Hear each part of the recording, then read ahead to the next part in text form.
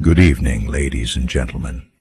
Tonight, on Detective Radio, we present a story that blends love, law, and lethal poison.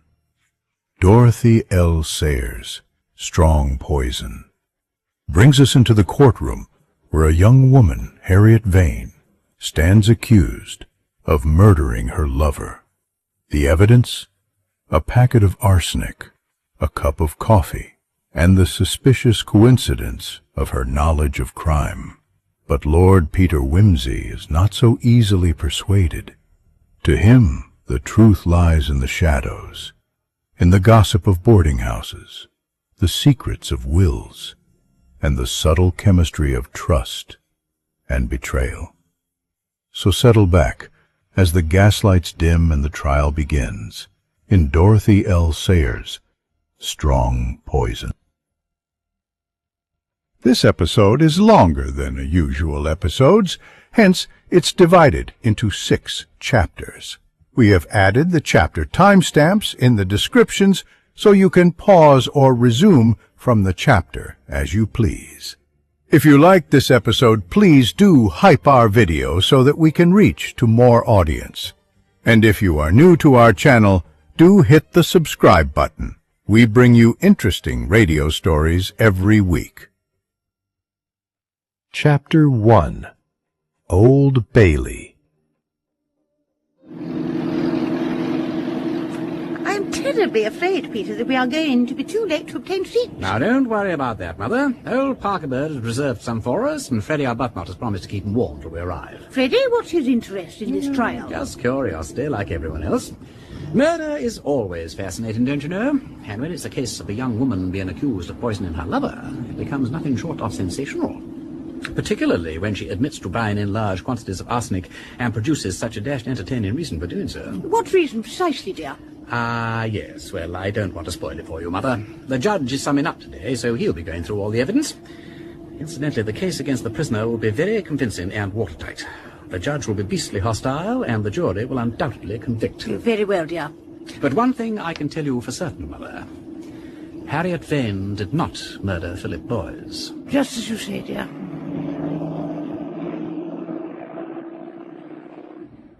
Members of the jury, you have listened with great patience to the evidence in this distressing case, and it is now my duty to sum up the facts and arguments which have been put before you so as to help you in forming your decision.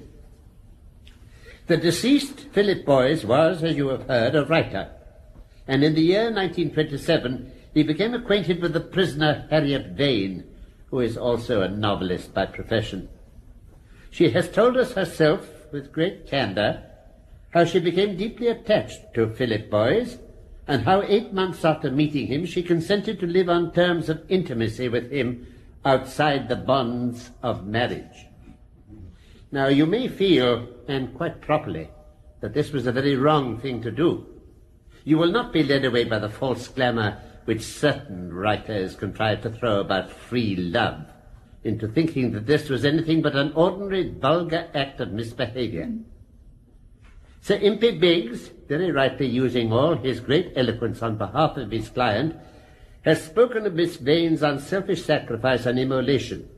He will not, I am sure, pay too much attention to this. At any rate, Philip Boyes and the prisoner lived together in this fashion for nearly a year, apparently on terms of the greatest mutual affection. Nevertheless, in February 1929 there was a quarrel, and the couple separated.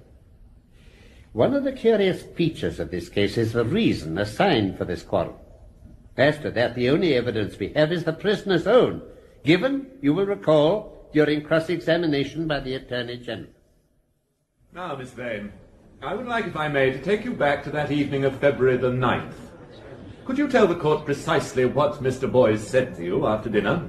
He made a suggestion which I found intolerably patronizing and insulting. And what was that? He asked me to marry him. Could you explain to the court, Miss Vane, why exactly you found a proposal of marriage so unwelcome? Because he'd made a fool of me. I'd never wanted to live with him outside marriage. He persuaded me to do so against all the religious principles I'd been brought up on. I saw no reason why we shouldn't have been married from the start. but he told me he was totally opposed to formal marriage. And I believed him. But it was all just a test. He just wanted to see whether I would be as slavishly devoted to him as his vanity required. And when he saw I was, he was prepared to condescend to marry me. I felt utterly humiliated. Surely that was not the sole cause of that evening's quarrel. Yes, it was. There must have been something else, some other grievance. He had been unfaithful to you, perhaps, or unkind. No. Very well. So, what was the upshot? I packed up all my things the next morning and left his house for good. I stayed with a friend for a week or so and then took a small flat of my own in Doughty Street. And did you see Mr. Boyes again before he died? Yes, once or twice at the houses of friends. These assignations... They weren't assignations. They were accidental encounters. Very well, these accidental encounters. Various prosecution witnesses have testified that there were at least 3 such. One at the end of March, another in the second week of April, and a third sometime in May. Is that correct? They were informal gatherings, so I cannot swear to the dates, but I believe that is substantially correct, yes. Did you speak to Mr. Boyes on any of these occasions? I was polite, but no more. You still felt animosity towards him? I was still very angry with him. Angry enough to give him arsenic? No! Not ever angry enough for that. Well, members of the jury, that is for you to consider. Whether Philip Boyes's proposal of marriage could reasonably be construed as a motive for murder. But I must impress upon you that no other motive has been suggested in evidence. Let us now turn our attention to the question of the arsenic. On April the 10th, a young woman who has been identified as Harriet Vane entered a chemist's shop in Southampton Row and purchased 2 ounces of commercial arsenic, saying that she needed it to destroy rats.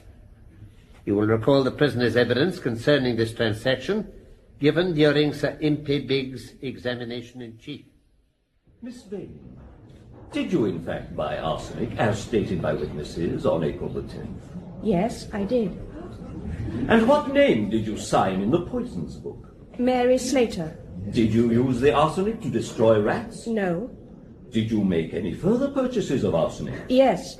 On May the 5th, I bought a tin of arsenical weed killer from a different shop and gave the name Edith Waters. Miss Vane, what is your profession? I'm a novelist. I write detective stories. Could you tell the court, Miss Vane, why you made these 2 purchases of arsenic? Because at the time I was writing a novel about arsenic poisoning, and I wanted to prove by experiment how easy it is for an ordinary person to get hold of the stuff. Please continue, Miss Vane. There's a scene in the book where a young woman goes into a chemist shop and buys a considerable quantity under a false name. I had to prove to myself that it was within the bounds of possibility. Miss Vane, when did you get the idea for this story? Last December. I discussed it at the time with Mr. Challoner, my literary agent. Last December? So you were discussing plans for a novel which involved the surreptitious purchasing of arsenic some 2 months before your quarrel with Philip Boyes? Yes. My lord, at a later stage I shall call Mr. Challoner to corroborate Miss Vane's evidence on this point. That, then, members of the jury, is the prisoner's explanation of these purchases, and you must consider it for what it is worth. Now, about this time, Philip Boyes began to suffer from renewed attacks of a gastric trouble to which he had been subject for some years. There is, however, a coincidence of dates here which may be significant, for each of these attacks occurred within a day or so of his meeting Miss Vane. Indeed, in 2 cases, within a few days of Miss Vane's purchase of arsenic. At any rate, after the 3rd attack, Boyes was advised by his doctor to take a holiday, and he went to North Wales with a friend, Mr. Ryland Vaughan. According to Mr. Vaughan, Philip Boyes's health improved dramatically there, but he continued to fret about Harriet Vane. On June the 16th, he wrote to her, saying he would be back in town on the 20th and would like to see her to attempt a reconciliation. Miss Vane replied in a cold, almost hostile note that he could come round at 9:30 p.m. on the 20th if he wished, but she had no intention of changing her mind. Nevertheless, Philip Boyes came back to town on the afternoon of the 20th. We now come to the evening of that day, and I ask for your particular attention here, because it was undoubtedly in the course of this evening that the fatal dose of arsenic was administered. At 7:30, Mr. Boys went round to have dinner with his cousin, Mr. Norman Urquhart, in whose house in Woburn Square, incidentally, he had gone to reside shortly after Miss Vane left him. The door was opened by Mr. Urquhart's maid, Hannah Westlock, and I would like to recall to you in detail Miss Westlock's evidence. Miss Westlock, how did Mr. Boys look to you when he arrived on the evening in question? Oh, he looked very well, sir. Fitter than I'd seen him for months. Can you tell the court where he went when he entered the house? Yes, sir. He went straight up to his room, and about a quarter of an hour later he came down to the library for sherry. Was Mr. Urquhart in the library then? No, sir. He came in almost immediately after. Carry on, Miss Westlock. Who poured the sherry? I did, sir.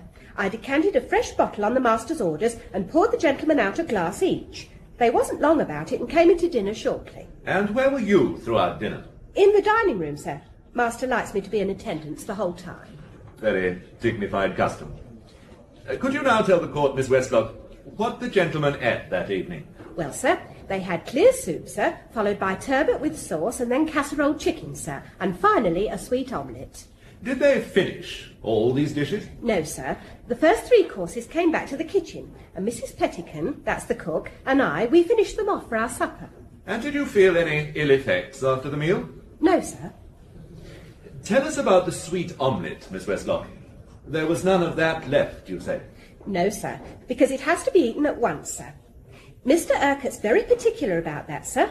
So Mr. Boys cooked it at the table in a chafing dish and then divided it into 2 portions, one for himself and one for the master, sir. And you say Mr. Boys cooked it? Yes, sir. And did they both eat their portions? Oh, yes, sir. Was there anything at all at the table which Mr. Boys partook of alone? Yes, sir. There was a bottle of Burgundy. Mr. Urquhart don't drink at meals now, but Mr. Boys had a couple of glasses, and afterwards I corked the bottle up, sir. Thank you, Miss Westlock. Millard, I shall be calling Sir James Lubbock later to testify that the contents of that bottle were fortunately preserved and were later analysed and found to be harmless. So you see, members of the jury, every article of diet except the wine was partaken of by 2 people at least, and in most cases by 4. And neither Mr. Urquhart, Miss Westlock, nor Mrs. Pettican felt any ill effects. This brings us to 9 o'clock. After dinner, coffee was ordered, but Boys excused himself on the ground that he would probably be given coffee by Harriet Vane. At 9:15 he left Woburn Square and took a taxi the half-mile or so to Doughty Street. He arrived at 9:25, and Miss Vane let him in immediately. Now, as the interview was naturally a private one, we have no account of it to go upon, but that of the prisoner. You will remember what she said in cross-examination. Well, as I said, as soon as he'd come in and I'd closed the door, I offered him a cup of coffee. He said he'd love some, so I poured out 2 cups. He didn't take milk or sugar, and nor do I. I see. Miss Vane, could you tell the court where the coffee was standing? It was in a saucepan, the saucepan I'd made it in. Miss Vane, I have here a copy of a statement you made to Chief Inspector Parker on September the 30th. In it you say, and I quote, "I had a cup of coffee ready for him on his arrival." Did you have a cup of coffee ready? Not in a cup. No, the coffee was in the saucepan, as I said. Then why did you say in your statement that the coffee was in a cup? I didn't. I said I had a cup of coffee ready, meaning a certain quantity of coffee. Is that a normal expression amongst the bohemians of Bloomsbury? Millard, I object to my learned friend's sneering tone. Thank you, Sir MP. Mr. Attorney, could you possibly phrase your question less tendentiously? As your lordship pleases. Miss Vane, is a cup of coffee, meaning a certain quantity of coffee, a normal expression? It is to me, yes. Thank you, Miss Vane. Well, members of the jury, whether that phrase is normal usage is something you will be able to judge for yourselves. But I hardly need point out how damaging to Miss Vane's case any suggestion that the cup had been prepared in advance would be. Be that as it may, according to the prisoner's evidence, the interview was not a satisfactory one, and at 10 o'clock the deceased expressed his intention of leaving her. She says that he appeared uneasy and remarked that he was not feeling well, adding that her behavior had greatly upset him.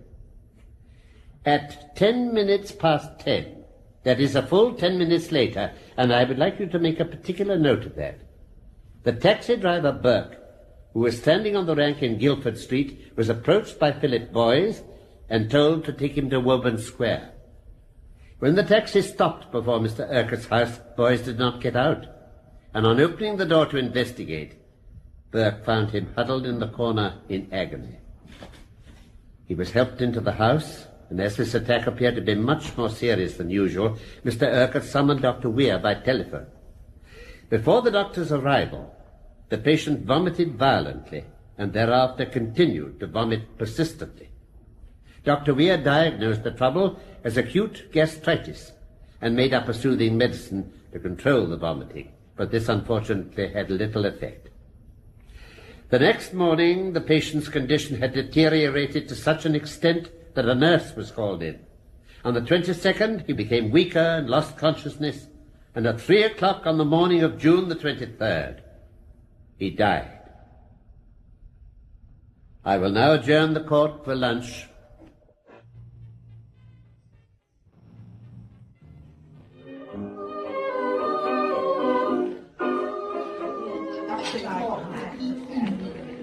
Roast beef for you, Mother? Very nice. Well, I'll have the same. There's 2 roast beefs, waiter. Freddie? Oh, I don't know. It would adjourn just at the beastliest moment when everybody's appetite is thoroughly taken away. However, I could manage to fold a chop into the system. Mutton? Fine. And a mutton chop, waiter. With all the usual trimmings, what? Thank you, my lord. Such an interesting case, don't you think so, Freddie? I was just wondering to myself why I'd come to the ballet show, actually, Duchess. Tedious, I find it. The gal's not even pretty. I don't think I'll go back after grub. I'll wager that you do, Freddie. Oh, excuse me a moment, Mother, there's Biggie. Must just have a word with him. Yes, well, you run along, dear, and give Sir Impey my regards. He's right here. Yes. Gone to put an alternative theory of some kind, I expect. I expect so. Top hole to see old Wimsey back, ain't it? Wonderful how keen he is on this sort of thing, don't you know? Rampages off the minute he gets home like the jolly old war horse sniffing the TNT, what?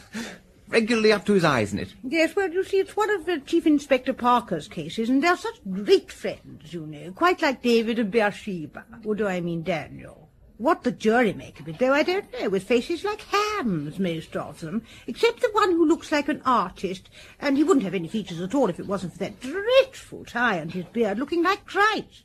Well, only not really Christ, but one of those Italian ones in a pink frock and a blue top thing. Wasn't that Peter's Miss Climpson on the jury? Who? Miss Climpson, the elderly spinster who looks as if she stepped out of a magazine of the 90s. Oh, yes, ain't she the one who runs that comic charity stunt of Wimsey's for him? Oh, yes, yes. Such a good thing, too, answering all those shady advertisements and then getting the people shown up. So courageous, too. Some of them the horridest, oily people. And murderers, I shouldn't wonder, with automatic thingamies and life preservers in every pocket. And very likely a gas oven full of bones, like Landru. So clever, wasn't he? And really such women. Born murderesses, as somebody says. Quite pig-faced, but not, of course, deserving it. And possibly the photographer don't do them justice, poor things. Ah, he has Peter. I'm frightfully sorry to disappear like that, Mater, but I had to say a word to Biggie. He's having a rotten time. And that old Jeffries of a judge looks as though he was getting measured for the black cap. Confound the fellow for not reading out that letter again. What letter, Wimsey? The one Boys wrote to Miss Vane from North Wales. Biggie made a lot of it in his closing speech yesterday. It was full of self-pity. Life is an utter mess-up. I can't stick it out here any longer. If I can't make you see this thing in the right perspective this time, I'll chuck it for good. I've decided to cut adrift and take a trip out west. That sort of thing, you know. Biggie argued that it strongly suggested Boys was thinking of suicide. Yes, but if it was suicide, when did he take the arsenic, dear? Well, what about those 10 minutes between leaving Miss Vane and hiring the cab? If he'd taken it in liquid form, he'd have been getting the jolly old symptoms in a quarter of an hour. You've been reading up the subject, Peter. Yes. Dangerous to know too much about poisons, what? Look at the trouble it landed Miss Vane in. Be thou as chaste as ice, as pure as snow, thou shalt not escape the Old Bailey. Well, the young woman doesn't seem to have tried that recipe, does she? You ought to be on the jury, Freddie. I bet that's what they're all saying at this moment. I'm convinced that foreman is a teetotaler. I saw ginger beer going into the jury room. I only hope it explodes and blows his inside through the top of his skull. All right, I understand. What you want is a drink. Now, where's that wine waiter? Ah, waiter! Waiter!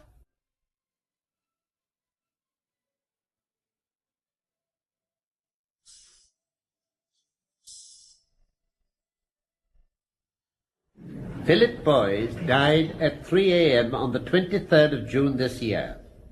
Dr. Weir issued a death certificate stating that the cause of death was acute gastritis, and the funeral took place on the 28th of the same month. Up to this time, of course, no suspicion of any kind had been aroused. However, during the month of August, the nurse who had been called in 2 days before Boyes died, Nurse Williams, went to look after another friend of Ryland Vaughan's. Mr. Vaughan, you recall, was the gentleman who accompanied Boyes to North Wales. Rather indiscreetly, you may think, Nurse Williams spoke about Philip Boyes to her new patient, saying that in her opinion his illness had looked very much like poisoning, and even mentioning the word arsenic. This quickly got to the ears of Mr. Vaughan. Now, Mr. Vaughan had been greatly distressed and surprised by Philip Boyes' death after his immense improvement on holiday. In addition, he felt that Harriet Vane had behaved badly, not only about the love affair, but particularly in not even attending the funeral. He therefore went to Dr. Weir and asked his opinion. Dr. Weir, while naturally upset to hear of any suggestion of poisoning, nevertheless had to admit that the symptoms of arsenical poisoning and acute gastritis are really indistinguishable. On hearing this, Mr. Vaughan at once wrote to Philip Boyes' father, suggesting an inquiry, and as you have heard, eventually the police were communicated with and an exhumation order obtained. We now come to the evidence of the distinguished analyst, Sir James Lubbock. Sir James, did you analyze the body of Philip Boyes for arsenic? I did. Could you tell the court what this involved? Certainly. My colleague and I took certain organs of the body, the stomach, intestines, kidneys, liver, and so on, and first of all subjected small portions of them to Marsh's test for arsenic, which indicated that they all contained the element.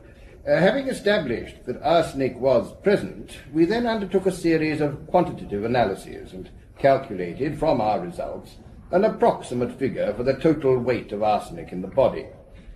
We then allowed for the amount of arsenic eliminated from the body. How was that done? Arsenic passes through the body extremely quickly under normal conditions, especially if taken with food or immediately following a meal, because the arsenic irritates the lining of the internal organs and speeds up the process of elimination. In this case, there was additional elimination through vomiting. We came to the conclusion that a large and fatal dose of arsenic, 4 or 5 grains perhaps, had been taken about 3 days before death. Did you test the hair and fingernails for arsenic? We did. Did you find arsenic present? Yes. More than in the hair of a normal, healthy person? Considerably more. How far along the hair did you find arsenic? About half an inch. And what, in your opinion, does this indicate? That the deceased had taken arsenic at least 3 months before his death. Thank you, Sir James.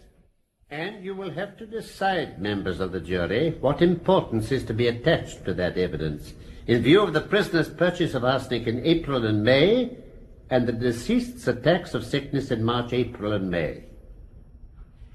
There is just one more point for us to consider. It has been suggested by the defense that Philip Boyes may have taken the arsenic himself after leaving Harriet Vane's flat.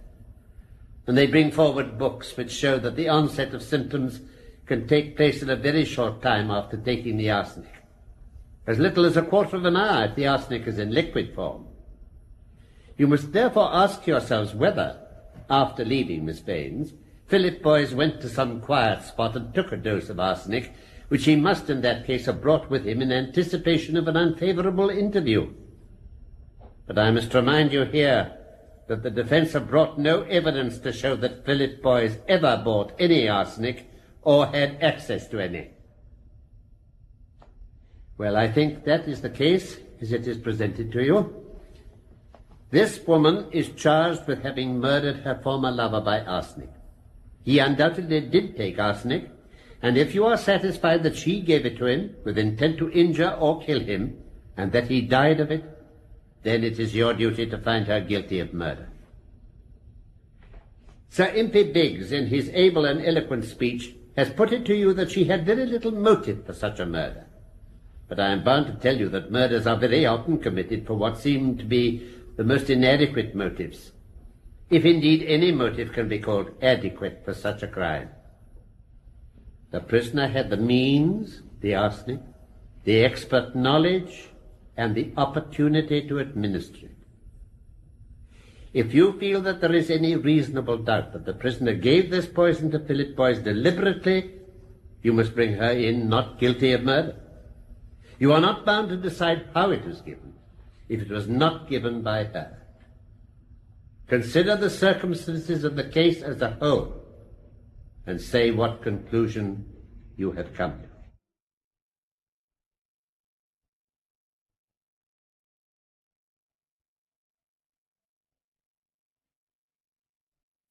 Well, glad you stayed, Freddie? Not really. But I suppose I may as well wait for the verdict now. It can't be long. You think it's all cut and dried, do you? Well, it's obvious, ain't it? I suppose they can't in decency not make a pretense of consulting about it. I'm giving 'em 20 minutes. It's all wrong, you know, old man. All wrong? We don't really mean that, Wimsey. I do. But I mean, dash it, where's the flaw in it? There isn't one. It's damnably knife-proof. There's nothing wrong about it at all. Except that the girl's innocent. You're turning into a common old garden psychologist. Isn't he, Duchess? Oh, I wish I had known that girl. So interesting. A really remarkable face. Though perhaps not strictly good-looking, and all the more interesting for that, because good-looking people are so often cows. I read one of her books recently, you know, really quite good and so well written. And I didn't guess the murderer till page 200, rather clever, because I usually do about page 15. So very curious, to write books about crimes and then be accused of a crime oneself. Some people might say it was a judgment. I wonder whether, if she didn't do it, she has spotted the murderer herself. I don't suppose detective writers detect much in real life, do they, except Edgar Wallace, of course, who always seems to be everywhere, and dear Conan Doyle, and the black man, what's his name? And, of course, the Slater person, such a scandal. Oh, though now I come to think of it, that was in Scotland, where they have such very, very odd laws about everything, particularly getting married. Well, I suppose we shall soon know now, not the truth, necessarily, but what the jury have made of it. Their 20 minutes is up, dash it. I say, Wimsey, did she really not do it? Ah, I have locked my heart in a silver box and pinned it with a golden pin. Nobody's opinion matters now except the jury's. I expect Miss Climpson is telling them all about it. And when once she starts, she doesn't stop for an hour or two. She has a militant high church conscience of remarkable staying power, and a person who can believe in all the articles of the Christian faith ain't going to boggle over a trifle of adverse evidence. Go and have dinner, Freddie, old bean, or go to sleep or something.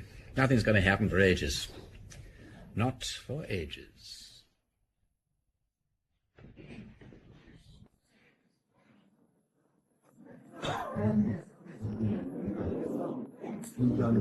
Wake up, Freddie.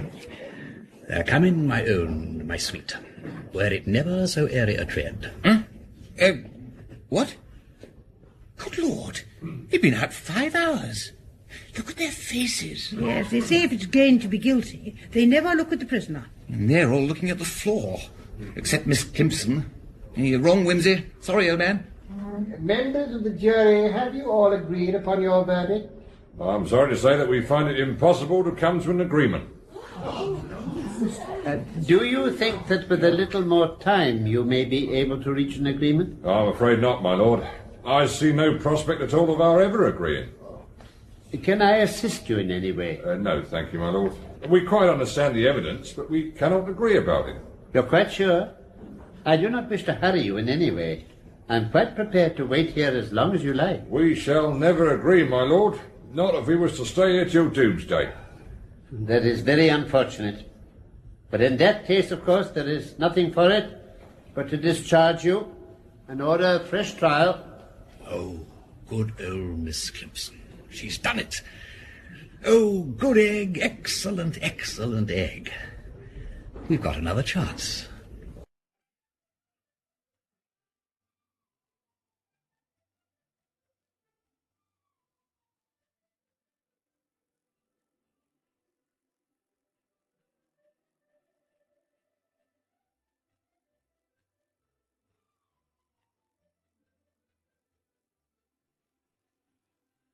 Chapter 2.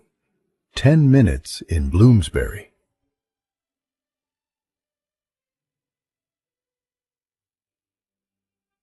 The trial of crime novelist Harriet Vane for the murder of her former lover Philip Boys has ended with the jury failing to agree. The next afternoon, Lord Peter Wimsey, convinced of Miss Vane's innocence, goes round to see his colleague in detection, Miss Catherine Kimpson, who, as it happens, was one of the members of the jury. Well, it was me that caused the trouble mostly, I'm afraid, Lord Peter. I simply couldn't in conscience say she had done it when I was sure that she hadn't. Now, could I? Even when the evidence against her was so strong. But two of the others most bravely backed me up later. Which two were they, Miss Kimpson, if you don't mind my asking? The stout, prosperous-looking woman and the artist with the beard. Ah, yes, I'm not surprised about him. At least he understood the kind of life Miss Vane and Boys had been living. The Bohemians of Bloomsbury, as the Attorney General called them. But what made the stout party resist the weight of the evidence? Well, first of all, she didn't think the case was proven. She maintained the poor man could have taken the arsenic himself, or his cousin could have given it to him. Then she said she thought Miss Vane might have done it, but she wouldn't really hang a dog on medical evidence. And then I think she was preparing to vote with the majority, when she suddenly took an intense dislike to the foreman because he tried to bear her down by his male authority. So finally, she voted with me. Splendid.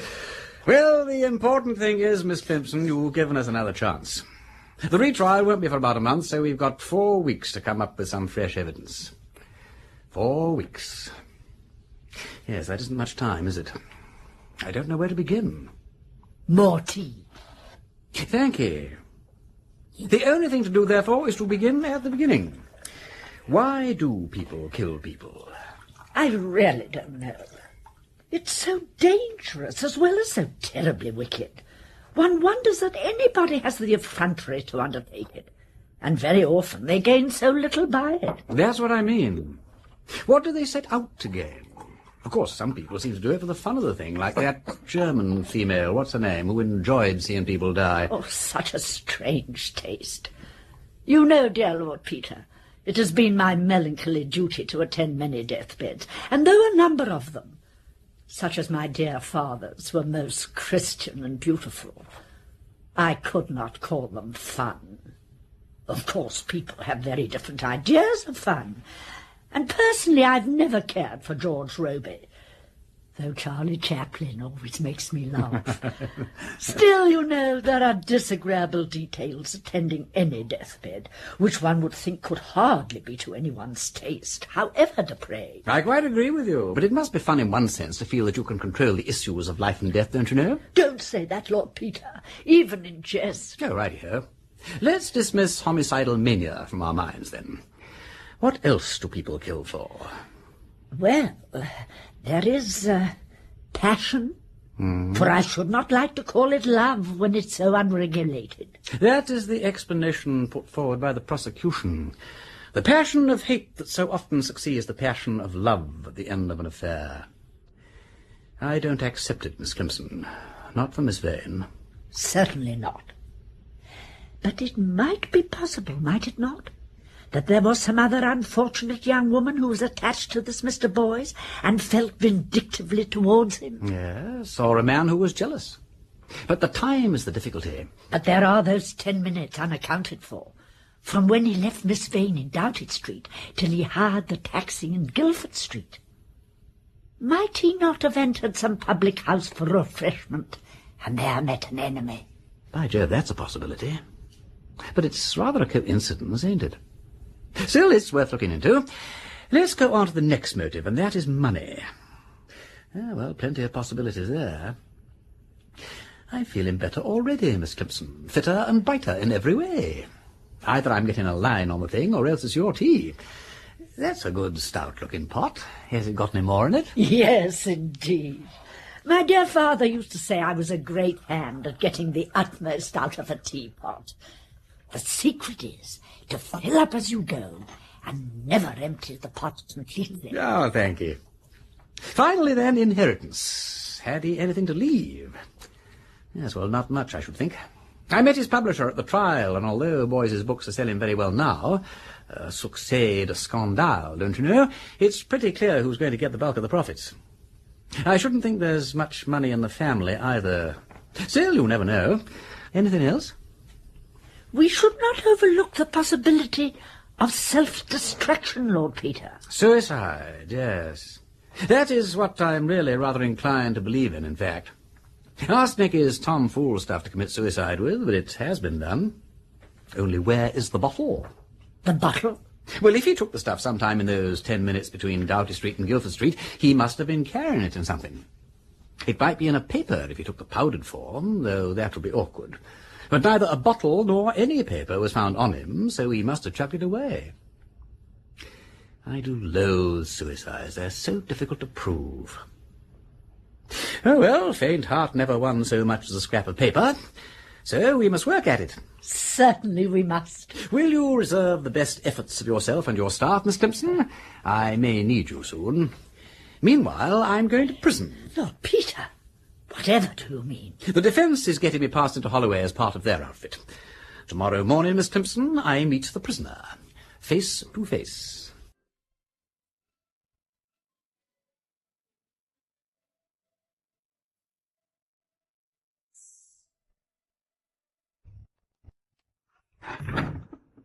Good morning, Miss Vane.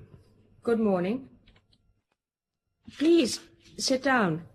You're Lord Peter Wimsey, I believe, and have come from my solicitor. Yes. Yes, I heard the case and all that, and I contacted Mr. Cross because I thought there might be something I could do, don't you know? That was very good of you. No, not at all, dash it. I mean to say I rather enjoy investigating things, if you know what I mean. I know. Being a writer of detective stories, I've naturally studied your career with interest. I say, have you? Well, that's rather a good thing in a way, because you'll understand that I'm not really such an ass as I'm looking at present. You're not looking an ass. I'm really very grateful to you, but I'm afraid I'm rather a hopeless case. Now, don't say that. It can't be hopeless unless you actually did it, and I know you didn't. Well, I didn't, as a matter of fact. Well, of course not. You don't happen to know who did, do you? I believe Philip took the stuff himself. He always wanted to be a victim, and in the end he succeeded. He was rather a defeatist sort of person, you know. He thought people were in league to spoil his chances, so when I walked out, he took it particularly hard. Forgive my asking, but you were very fond of him? I must have been, mustn't I, to have consented to live with him? Well, not necessarily. You might have been sorry for him, or bewitched by him, or even badgered to death by him. All those things. Were you friends? No. Philip wasn't the sort of man to make a friend of a woman. He wanted devotion. That was why he put me on probation, like an office boy, to see whether my devotion was abject enough. And when he thought it was, he condescended to say he'd marry me. Oh, I didn't like having matrimony offered as a bad conduct prize. I don't blame you. It sounds to me as if the fellow's a prig, not to say a bit of a cad. It was humiliating. The minute I saw that, well, the whole thing simply shut down. Flop. Yes, I can quite see that. Well, I'm glad you feel like that about it. Why? Well, simply that when all this is over, I want to marry you. If you can put up with me and all that. Oh. Are you another of them? That makes 47. 47 what? Proposals. They come in by every post. I suppose there are a lot of imbeciles who want to marry anybody who's at all notorious. Oh, dear me, that makes it very awkward. As a matter of fact, you know, I don't need any notoriety. It's no treat to me. Perhaps I'd better not mention it again. I'm sorry, but one gets rather a bruised sort of feeling in my position. There have been so many beastlinesses. I know. Yes, it was stupid of me. No, I think it was stupid of me. But why? Why? Well, I thought you'd be rather an attractive person to marry, that's all. I mean, I sort of took a fancy to you. I can't tell you why. There's no rule about it, you know. I see. Well, it's very nice of you. What would your noble family think about it? Oh, my mother's the only one that counts, and she likes you very much from what she's seen of you. So you had me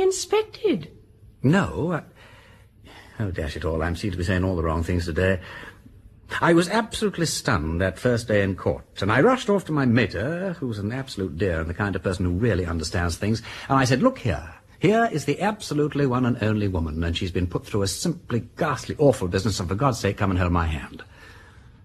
You simply don't know how foul it was. That does sound rather rotten. I'm sorry I was brutal. You are bearing in mind that I've had a lover, aren't you? Oh, yes. So have I, if it comes to that. In fact, several. It's the sort of thing that might happen to anyone. I can produce quite good testimonials. I'm told I make love rather nicely. Only I am at a disadvantage at the moment. One can't be very convincing at the other end of a table with someone looking in at the door. I'll take your word for it. But it seems very probable I shall not survive to make the experiment. Now, don't be so damn discouraging. I have already carefully explained to you that this time I am investigating the business. Anyone would think that you had no confidence in me. People have been wrongly condemned before now. Exactly. Simply because I wasn't there. Oh, by the way, I don't positively repel you or anything like that, do I?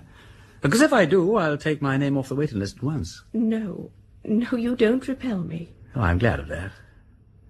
Any minor alterations, like parting the old mane, or growing a toothbrush, or cashiering the eyeglass, you know, I shall be happy to undertake if it suits your ideas. Please, don't alter yourself in any particular. You really mean that? Well, I suppose I ought to be going. You will think it over, won't you? If you have a moment to spare. Only don't hesitate to say if you think you couldn't stick it at any price. I'm not trying to blackmail you into matrimony, you know. Well, cheer, frightfully ho and all that. I shall now proceed to Scotland Yard in order to undermine the confidence of my old friend Chief Inspector Parker. I'll call again, if I may. I'll give the footman orders to admit you. You will always find me at home.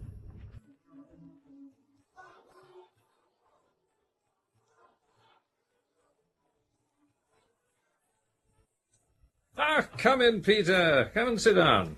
Charles Parker, you have made a mistake. I beg your pardon? The Vane case. You've come a mucker over it, you really have. I don't think so. It was pretty straightforward, really. Charles Acushla, distrust the straightforward case. Even the path of light is curved, or so they tell us. You have made a mistake. Oh, come now. Just because the jury didn't agree... Oh, for God's sake, man, do what you can to put the thing right before next exercises, or I'll never forgive you. Damn it, you don't want to hang the wrong person, do you? Especially a woman and all that. Have a fag. You're looking quite wild about the eyes. Thank you. Oh. Do you really think we made a mistake? Yes. Oh, dear. Well, I'm sorry if we've got the wrong pig by the ear, but it's the defence's business to point out where we're wrong, and I can't say they put up a very convincing show. No, confound him. Is that fool and beast of a solicitor, Crofts? Blast his ugly eyes. I know the brute thinks that she did it, and I hope he will fry in hell and be served up with cayenne pepper on a red-hot dish. What eloquence. Anybody'd think you'd gone goopy over the girl. Well, that's a damn friendly way to talk. When you went off the deep end about my sister, I may have been unsympathetic, I dare say I was, but I swear I didn't dance on your tenderest feelings and call your manly devotion going goopy over a girl. Good Lord. You don't seriously mean that Oh, no. I mean, I am not expected to be serious. I'm sorry. Now, if it's like that, I'm damned sorry, old man. But what can I do? Now you're talking. First of all, answer a straight question. Did Boys leave a will? Yes. Well, he didn't own much except his copyrights, though. Originally left them to Miss Vane, but after they separated, he made a new will in favour of his friend Ryland Vaughan. Thank you. Was he insured? No. Good. Now, look here. The most likely thing is that this unsavoury blighter Boys committed suicide. The unspeakable defence haven't been able to trace any arsenic to his possession, but then they probably couldn't trace a herd of black cattle over a snowbound field in broad noonday with a microscope. I want your people to take it up. Boys, query, arsenic, huh? Anything else? Yes. Find out what Boys did in those 10 minutes after he left Miss Vane's, particularly whether he visited any pub, if he met anybody, and what he took to drink. What shall be done? Boys, query, pub. Yes. Thirdly, find out if any bottle or paper that might have contained arsenic was picked up in that part of Bloomsbury. Huh. indeed. Would you like me to trace the bus ticket dropped by Mrs. Brown outside Selfridge's in the last Christmas rush? And no use making it too easy. Charles... Boys, Doughty Street area, query bottle or paper. Yes? That's all for the moment. Oh, thanks for small mercies. Well, good luck, Peter. Funny for you and me to be on opposite sides, isn't it? Very. I'm sorry about it, but it's your own fault. Oh, you shouldn't have been out of England. By the way, you realise that probably all our young friend did during those missing 10 minutes was to stand about in Tearballs Road or somewhere looking for a stray taxi? Oh, shut up.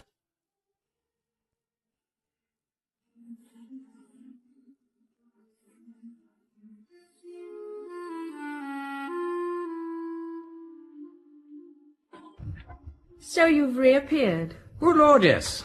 Surely you expected me to. I fancied I'd left that impression. I say I thought of a good plot for a detective story. Really? Top hole. However, business first. Do you happen to know whether Philip Boyes made a will? Oh, yes, in my favour. He named me as his literary executor, too. Good heavens! Do you know, I'd quite forgotten about that. He must have altered it when we parted, mustn't he? Or I'd have heard about it. You didn't know he altered it then? Before he died, I mean. I never thought about it. Why? Nothing. Only I'm rather glad the will wasn't brought up at the thingamabob. Meaning the trial? You needn't be so delicate about mentioning it. You mean, if I'd thought I was still the heir, I might have murdered him for his money. It didn't amount to a hill of beans, you know. I was making 4 times as much as he was. Oh, yes. Yes, it was only this silly plot that I got in mind. But it is rather silly, now I come to think of it. Tell me. Well, it's about a girl who writes novels, crime stories, in fact. And she has a friend who also writes, neither of them bestsellers, you know, but just ordinary novelists. Anyway, the friend makes a will, leaving his money, receipts from books and so on, to the girl. And the girl, who has got rather fed up with him, you know, thinks of a grand scoop that will make both of them bestsellers. She polishes him off by the same method she has used in her latest thriller. A daring stroke. Yes.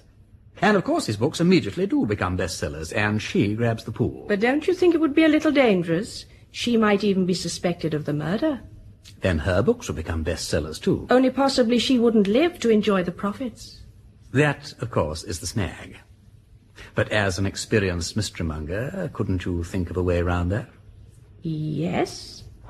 There's somebody she wishes to benefit. Say, a father, mother, sister, lover, or cause that badly needs money. She makes a will in his, her, or its favour, and lets herself be hanged for the crime, knowing that the beloved object will then come in for the money. How's that? Great. Only wait a minute. They wouldn't give other friends money, would they? You're not allowed to profit from a crime. Oh, hang. Yes, that's true. No, look. If she made all her possessions over by deed of gift immediately after the murder, that would include the friend's money. It would then all go direct to the beloved object, and I don't believe the law could stop it. See here, you are not safe. You're too clever by half.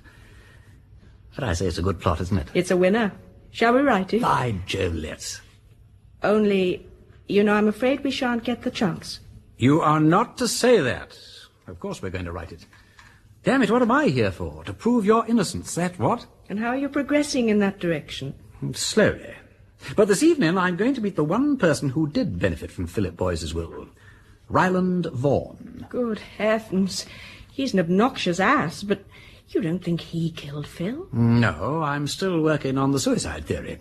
I just want to know what Mr. Vaughan thinks. Do you know him? Not yet. But I have a friend who does, I'm quite certain. Keep smiling.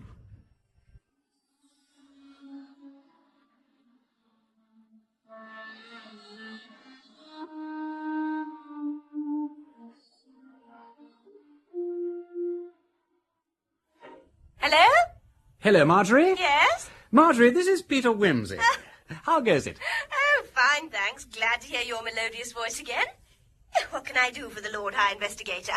Do you know one Vaughan who's mixed up in the Philip Boyes murder mystery? Oh, Peter, are you on to that? How gorgeous. Which side are you taking? For the defence. Hooray!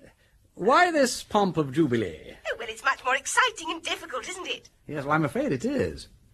Do you know Miss Vane, by the way? Certainly. Like her? Yes. Like him? Boys, I mean. Never stirred a heartbeat. And what's Vaughan? Oh, hanger-on, house dog. Nothing must interfere with the expansion of my friend the genius, that sort. Do you want to meet him? If it's not too much trouble. Well, turn up tonight with a taxi, and we'll go and look for him. I expect we'll find him at the Kropotki's. There's usually a party there. They're Bolshevik and musical, and their drinks are bad, but their Russian tea is safe. Rightio. I'll roll round about 9 then. Cheerio.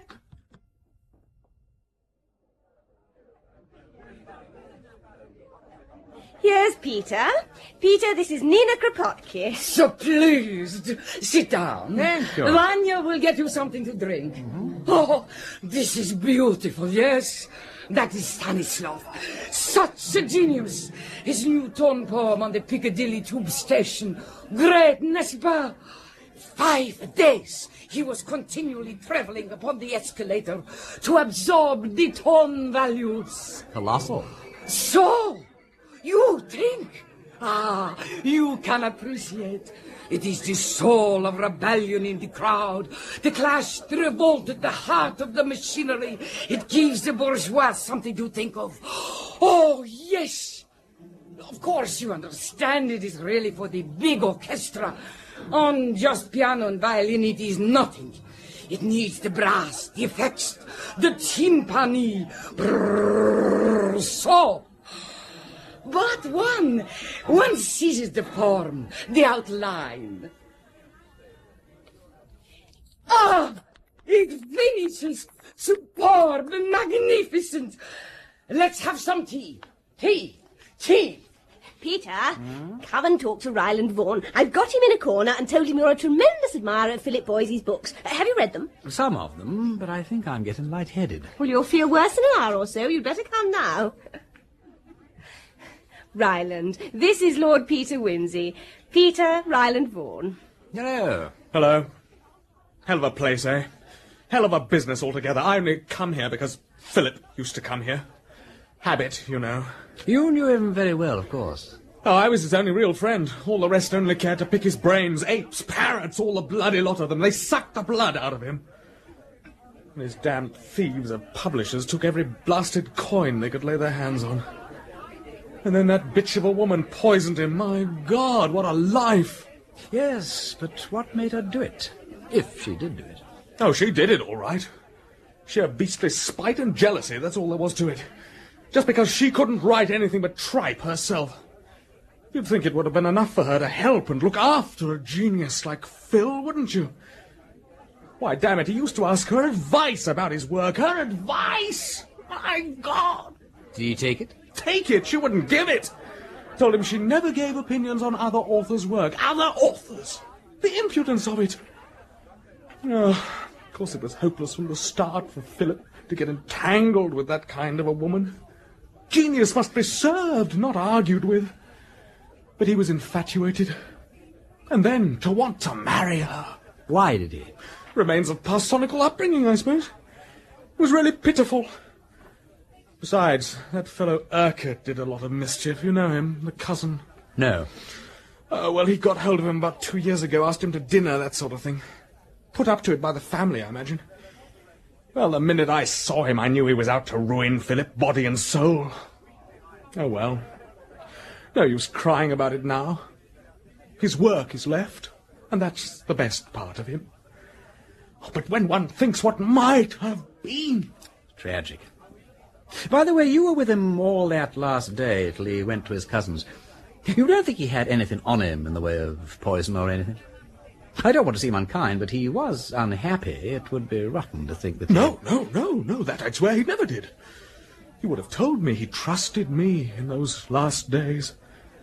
And besides, he wouldn't have chosen that way. Why should he? I could have given him hyoscine, veronal, all that sort of thing. He said once, if ever I want to go out, Ryland, you'll show me the way. And I would have, if he'd really wanted it. But arsenic? Philip, who loved beauty so much, do you think he'd have chosen arsenic, the suburban poisoner's outfit? That's absolutely impossible. Absolutely impossible.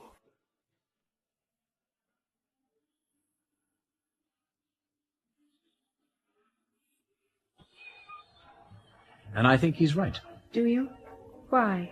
He doesn't fit in with the picture of the man I'm building up. He really had too high an opinion of himself, don't you know? I don't think he'd have willfully deprived the world of the privilege of reading his books. Oh, I'm sorry, I'm being beastly sarcastic. I'm afraid I'm letting my emotions cloud my judgment. The fact is, I am most damnably jealous of the fellow. I oughtn't to be, but I am. That's just it. And you always would be. But look here, if you married me, I shouldn't be jealous, because then I should know you really liked me and all that. You think you wouldn't be, but you would. Should I? Oh, surely not. It's just the same as if I married a widow.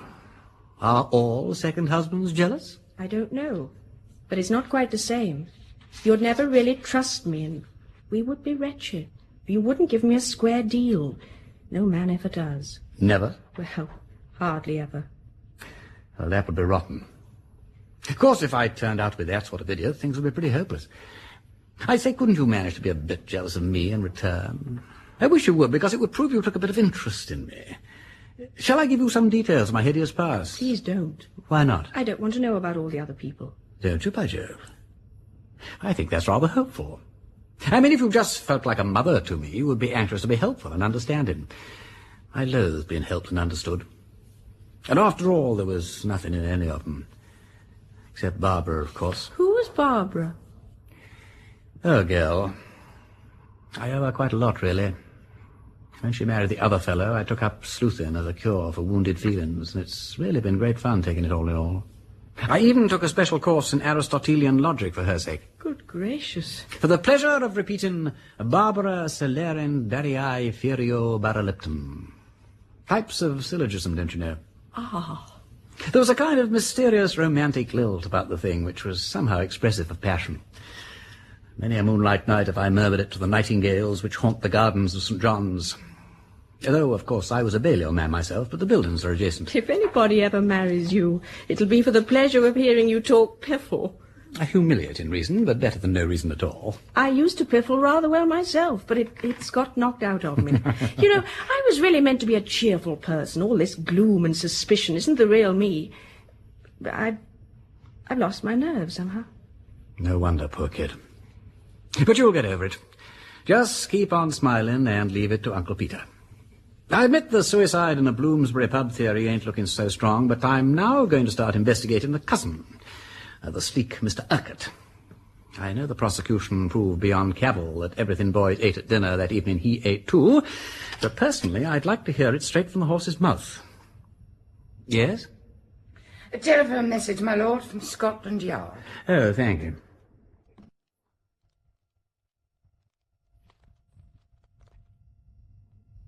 Good heavens.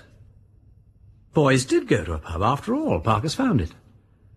And he's on the track of a packet of white powder, too. Well, I'm dashed. Chapter 3. Norman Urquhart.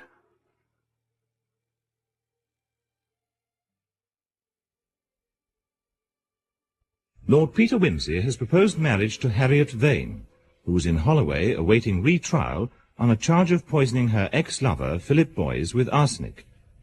In his attempts to establish Miss Vane's innocence, Wimsey has enlisted the help of his friend, Chief Inspector Parker, who has now come up with some evidence that suggests Boys may have committed suicide. Here's the lady you're anxious to meet, Peter. Mrs. Bullfinch. Allow me to introduce Lord Peter Wimsey. Oh, pleased, I'm sure. How do you do, Mrs. Bullfinch? Mrs. Bullfinch, before her union with Mr. Bullfinch last August, was the life and soul of the saloon bar at the Nine Rings in Gray's Inn Road. Known to all for her charm and wit. Oh, go on, you're a one, aren't you? Oh, don't you pay no attention to him, your lordship. You know what these police fellows are. Bad dogs. But I don't need his testimonials. I can trust my own eyes and ears, Mrs. Bullfinch. And I can only say that if I had had the happiness to make your acquaintance before it was too late, it would have been my lifetime's ambition to wipe Mr. Bullfinch's eye. Oh, you're every bit as bad as is. Worse. Now, Mrs. Bullfinch, if you wouldn't mind beginning at the beginning and telling his lordship your story. Oh, about the young man and the white paper packet? Precisely. Why, of course. Well, my lord, before I was married, I was barmaid at the Nine Rings in Gray's Inn Road, as the Chief Inspector says. Miss Montague I was then. It's a better name than Bullfinch, and I was almost sorry to say goodbye to it, but there, a girl has to make a lot of sacrifices when she marries, and one more or less is nothing to signify. Well, as I was saying, I was working there up to my marriage, and I remember one evening in June, it wasn't far off the longest day, June the 20th, I think. That's the evening we're interested in. I think it was then. But as to the time of night, that I can tell you for sure, knowing how keen you techs always are on the hands of the clock. It was 10:05. I know, because a customer had just asked if the clock was right. Anyway, suddenly the door was pushed open, hurried like, and a young gentleman comes in, almost falls in, I might say, and he calls, "Give me a double brandy, quick!" And then he puts his hands across his waistcoat, like so. I see. Go on, Mrs. Bullfinch. Well, I mixed him a double with just a splash of soda, and he gulps it down and says, "That's better," and sits down. Presently, he asked me for a glass of water, and I fetched it to him, and he says, "Sorry if I've frightened you, but I've just had a bad shock and it must have gone to my inside. I'm subject to gastric trouble," he says, "and any worry or shock always affects my stomach." That would have been his interview with Miss Vane, Charles. She said it was pretty acrimonious. Just so. Now, then what happened, Mrs. Bullfinch? Well, then he takes out this white paper packet with some powder in it, and he says, "Perhaps this will stop it," he says. And he drops the powder into the glass of water and stirs it up with a fountain pen and drinks it off. Did it fizz or anything? No, it was just a plain powder, and it took a bit of time to mix. He drank it off, and then he says, "Thanks very much. I'd better go home now in case it takes me again." And he raised his hat. Oh, he was quite the gentleman, and off he goes. How much powder do you think he put in? Oh, a good dollop. Near a dessert spoonful it must have been. And what happened to the packet? Ah, there you are. We just got the last customer out when I see something white on the seat. I picked it up and see it was the paper packet. Oh, just one of them chemist packets, you know, with the ends turned up and a label stuck across, but there wasn't any of the label left. Anyway, I was going to chuck it on the fire, and then I thought, no, the gentleman might come back for it. So I stuck it up on the shelf behind the bar and never thought about it again till your policeman came round about it yesterday. We searched the place for it, but can't find it, of course. However, if we do, Mrs. Bullfinch, we may ask you to come in and identify it. Well, you know where to find me, Chief Inspector. Yes. Anything else now? No, thank you, Mrs. Bullfinch. Thank you very much for coming down here. Oh, don't mention it. Goodbye, then, my lord. Goodbye, Mrs. Bullfinch, and thank you. Whoopee! We will beat you yet, Mr. Chief Inspector Parker. I hope you do, old man. If that packet's found and shown to have contained arsenic, nobody will be happier than I. But I don't think there's much chance of that, do you? And if the packet isn't found, well, Mrs. Bullfinch's evidence might persuade the jury to give Miss Vane the benefit of the doubt. But it will hardly establish her innocence. You're quite right, Charles, and that won't do. I want to see Miss Vane absolutely cleared, and the blame, if there is any, fixed in the right quarter. And that means hard evidence. Precisely. Well, if you do find out anything which really proves that we've been on the wrong track, you'll let us know, won't you? We don't want to make large and ignominious public mistakes. If Philip Boyce did kill himself, why did he do it? That's the question we must answer. I don't believe it was because he was heartbroken after Miss Vane left him. I don't even believe his interview with her that evening had anything to do with it. He had something else on his mind. Money problems, perhaps. Norman Urquhart. The cousin? Yes. Boys lived in his house for some time, and they dined together on the night in question. If anything was troubling Boys, he might have mentioned it then. That's true. I think I'll go and see Mr. Urquhart at his office. He's a solicitor, isn't he? Yes, in Bedford Row. Yes, I'll pop along tomorrow, and at the same time I think I'll put a spy into his domestic establishment, just to pick up any gossip, don't you know. And I think I know the very man for the job.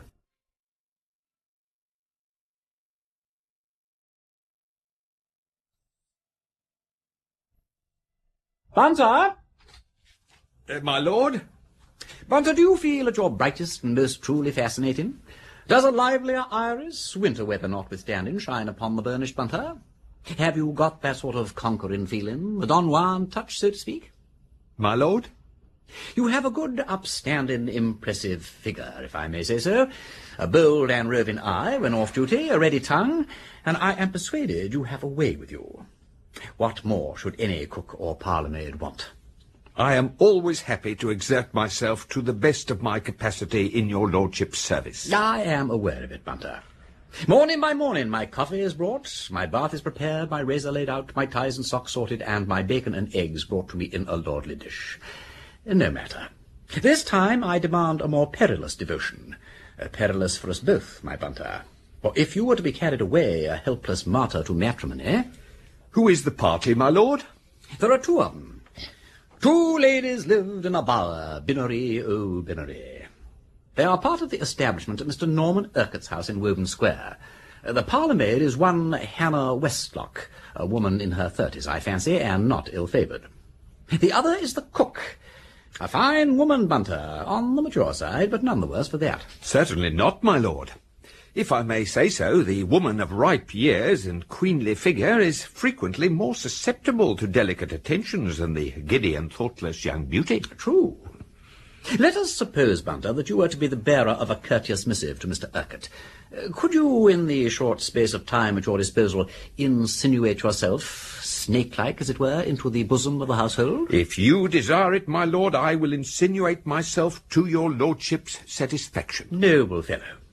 In case of any action for breach of promise or any consequence of that description, the charges will, of course, be borne by the management. I am obliged to your lordship. When would your lordship wish me to commence? As soon as I've written a note to Mr. Urquhart, I will ring. Very good, my lord.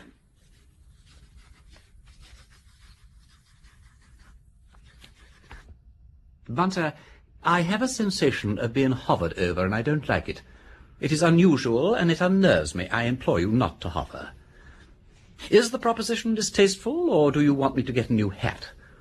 What is troubling your conscience? I beg your lordship's pardon. It had occurred to my mind to ask your lordship, with every respect... Oh, God, Bunter, don't break it gently. I can't bear it. Stab and end the creature, to the heft. What is it? I wish to ask, my lord, whether your lordship thought of making any changes in your establishment. Changes, Bunter? When I have just eloquently expressed to you my undying attachment to the loved routine of coffee, bath, razor, socks, eggs and bacon, and the old familiar faces? You are not giving them warning, are you? No, indeed, my lord. I should be very sorry to leave your lordship's service, but I had thought it possible that if your lordship was about to contract new ties... I knew it was something in the haberdashery department. Your lordship misunderstands me. I referred to domestic ties, my lord. Ah.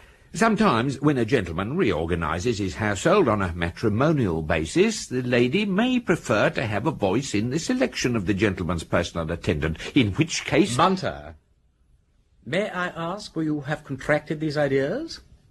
I ventured to draw an inference, my lord. This comes of training people to be detectives.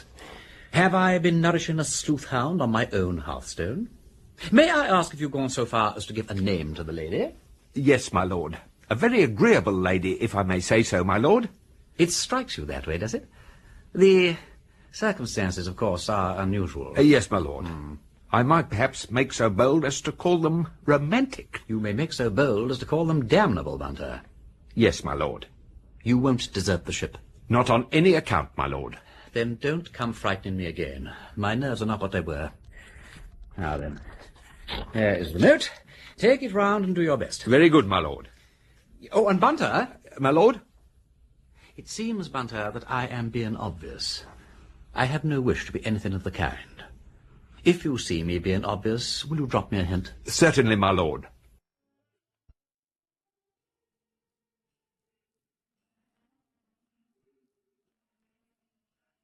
Oh, have another crumpet, do, Mr. Bunter. More tea won't be a moment. Thank you, Miss Westlock. You were saying, Mrs. Pettican? Oh, just what a dreadful, wicked woman she must have been, that Harriet Vane. A torturing of the poor soul in that long-winded way. Bashing on the head or the hasty use of a carving knife when roused, I can understand. But the horrors of slow poisoning is the work of a fiend in human form, in my opinion. Fiend is the only word. I quite agree. And the wickedness of it, Mr. Bunter, quite apart from the causing of a painful death to a fellow being. Why, it's only the mercy of Providence we weren't all brought under suspicion. But you had no difficulty in proving that it hadn't happened in this house, surely? Miss Westlock gave her evidence so beautiful at the trial, I'm sure she made it clear as clear could be to the jury. Well, I was never one to be shy. And then, what with going through it all so careful with the master, and then with the police, I knew what the questions would be and was prepared, as you might say.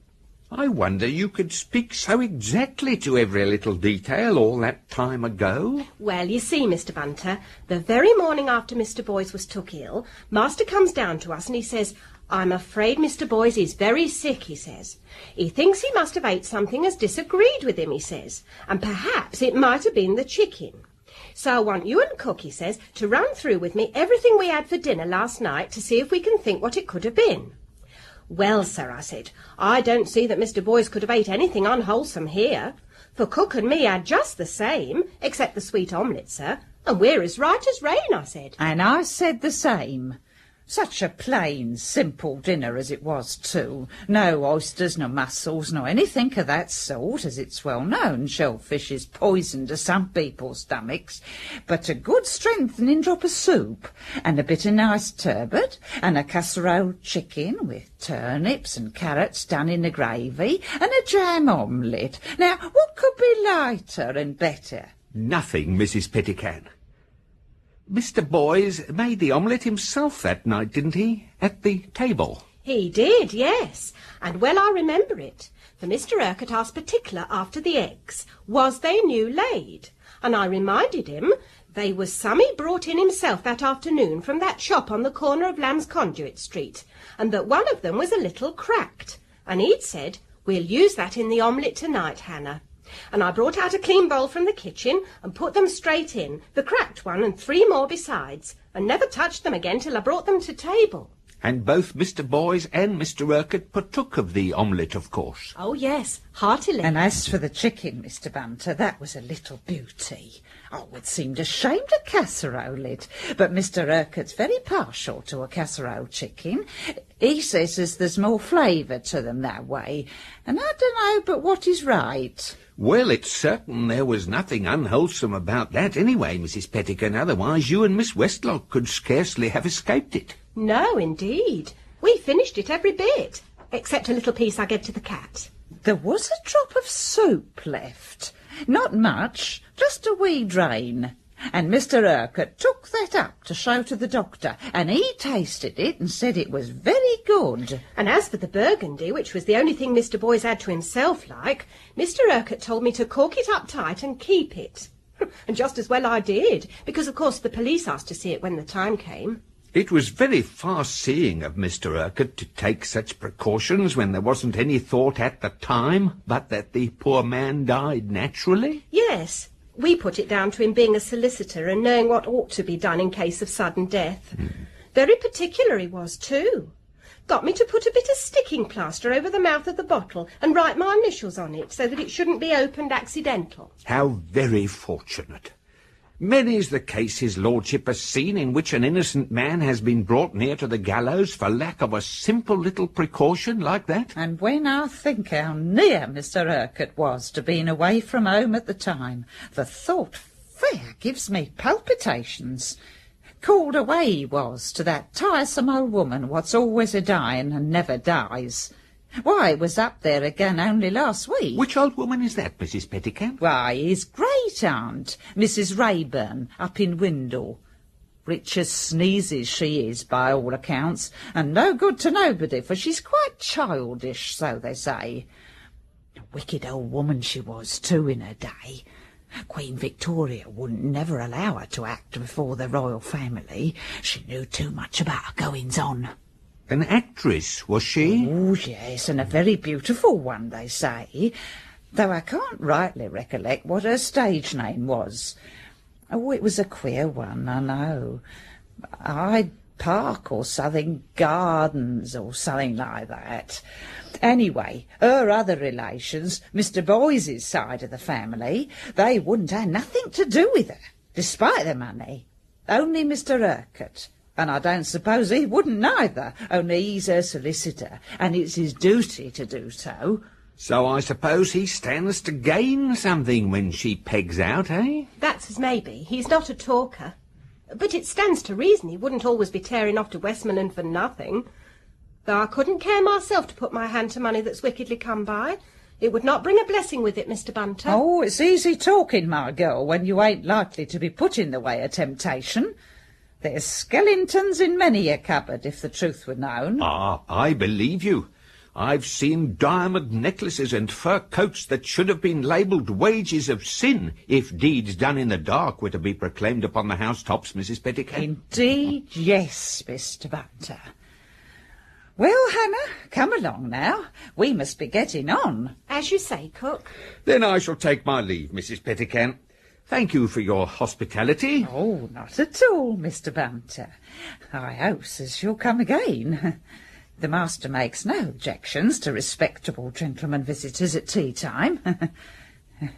Wednesday is my half day. Mine's Friday. And every other Sunday. If you should be evangelical, Mr. Bunter, the Reverend Crawford in Judd Street is a beautiful preacher. I shall look forward to that, Miss Westlock. Oh, incidentally, if Mr. Boyes was also a nephew of old Mrs. Rayburn's... Yes? Did he have any expectations from her? Oh, well, I don't know. He might have done, Mr. Bunter. Had he lived...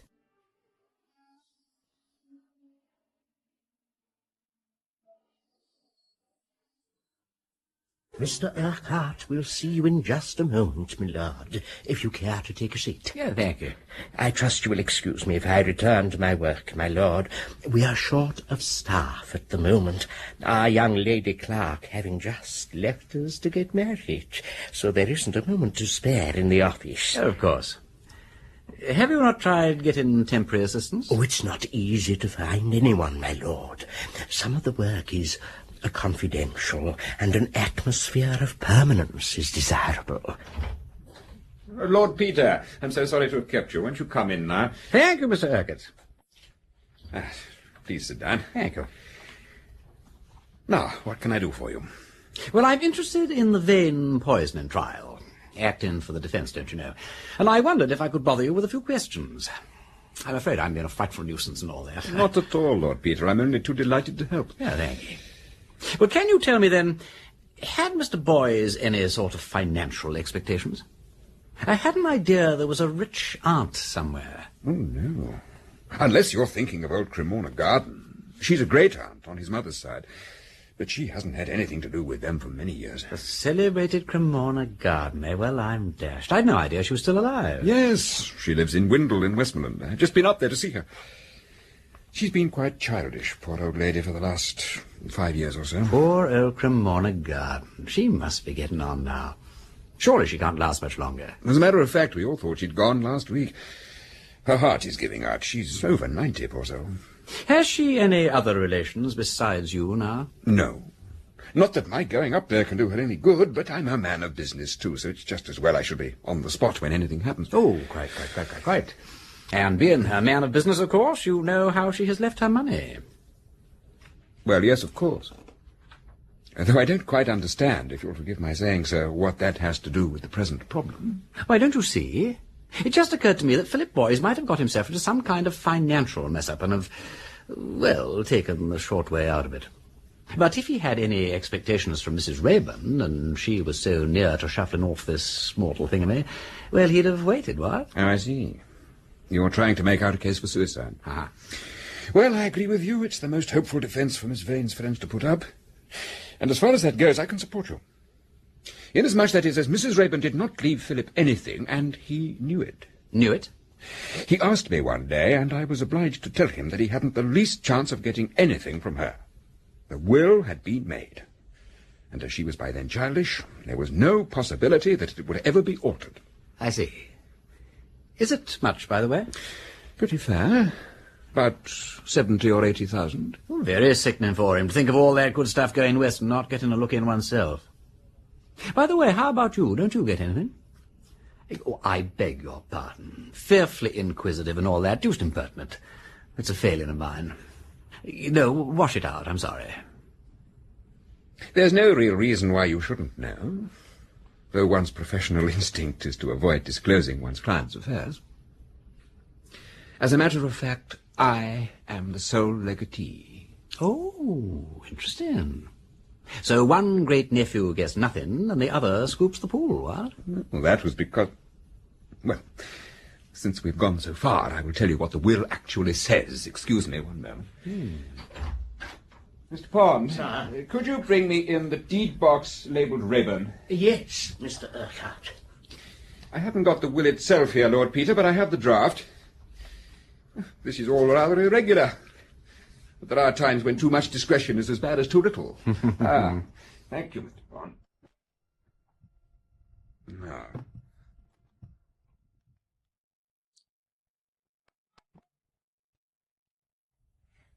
Oh, dear. Doesn't seem to be... Oh, of course, how forgetful of me. I'm so sorry. It's in my safe at home. I got it out for reference last June and quite forgot to bring it back. However, the gist of it was... Well, never mind. There's no hurry. If I called at your house tomorrow, perhaps I could see it then.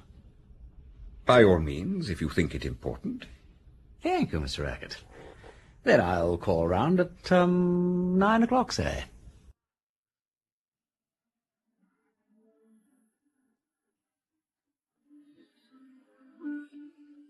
What is so dashed curious, Bunter, is that everybody is so remarkably helpful about this case. Particularly the sleek and fresh-faced Mr. Urquhart. They all cheerfully answer questions that one has no right to ask and burst into explanations in the most unnecessary manner. None of them seems to have anything to conceal. If Mr. Boyes committed suicide, my lord, surely none of them have anything to conceal. True, oh, Bunter. Well, I must patter along to Woburn Place and take a look at this jolly old will. Oh, by the way, there is a vacancy for a confidential female clerk at Mr. Urquhart's office. Could you ring Miss Climpson and ask her to send along one of her ladies? Just to pick up gossip, tell her. Oh, and not too much face powder, and skirts the regulation 4 inches below the knee. The last girl left to be married, and the head clerk's feeling anti-sex appeal. Very good, my lord. I'd better make quite clear the family connection of the Boyses and the Urquharts, Lord Peter, so that you will understand the will. All right, here. The common ancestor is old John Hubbard, a highly respectable banker at the beginning of the last century. He had 3 daughters, Jane, Mary, and Rosanna. The eldest, Jane, married a man called Henry Brown, who was a schoolmaster and quite repellently moral. They had 1 daughter, Julia, who eventually married the Reverend Arthur Boyes and was the mother of Philip Boyes. The second daughter, Mary, accepted the hand of one Josiah Urquhart, and they had a son, Charles, who entered the solicitor's office, did well, and finally became a partner in the firm. He was my father, and I'm his successor in the legal business. All clear so far. Good. Now, the third daughter, Rosanna, was made of different stuff. To the horror of her parents, she ran away from home and went on the stage. They erased her name from the family Bible. She determined to justify their worst suspicions. She became the spoilt darling of fashionable London, and under the stage name of Cremorna Garden, went on from one disreputable triumph to another. Well, the long and short of it was that the eldest sister, Jane, would have nothing to do with the family black sheep. My grandparents were less straight-laced and were polite in a distant kind of way, and in consequence she eventually put her business into my father's hands. Well, the old lady never forgot or forgave anything.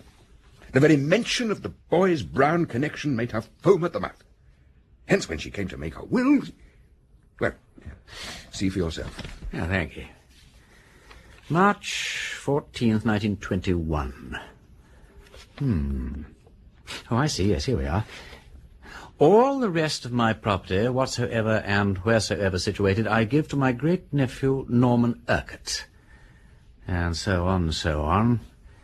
In token of gratitude shown to me by my said great-nephew Norman Urquhart and his father, the late Charles Urquhart, and to ensure that no part of my properties will come into the hands of my great-nephew Philip Boyes, or his descendants. And to this end, and to mark my sense of the inhuman treatment meted out to me by the family of the said Philip Boys, I enjoin upon the said Norman Urquhart as my dying wish that he neither give, lend, nor convey to the said Philip Boys any part of the income derived from the said property, etc., etc., etc. I see. Well, that's pretty clear. And pretty vindictive. If Boys had been in any financial trouble, he couldn't even have expected help from you. Unfortunately not. I should have been morally bound to refuse. Quite. Well, thank you, Mr. Urquhart. I'm glad I've seen that, very glad. It makes the suicide theory a good deal more probable.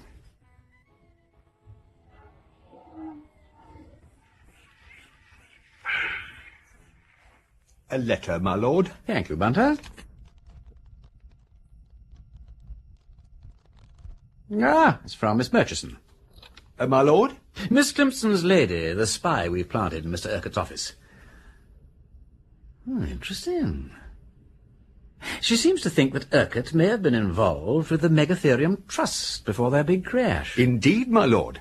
Hardly the type of enterprise one would expect a respectable solicitor to be involved in. Certainly not. I'll ask Freddie Arbuthnot to look into it. He understands stocks and... Good God. My lord? This letter was typed on a machine with a newly chipped P and an A slightly out of alignment. Indeed, my lord. And so was the will Urquhart showed me this morning. My lord. That will, Bunter, was supposed to have been typed 8 years ago.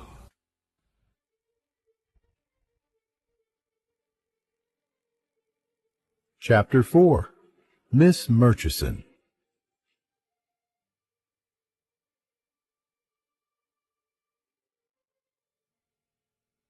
Lord Peter Wimsey is attempting to prove the innocence of Harriet Vane, who is awaiting retrial for the murder of her ex-lover, novelist Philip Boys.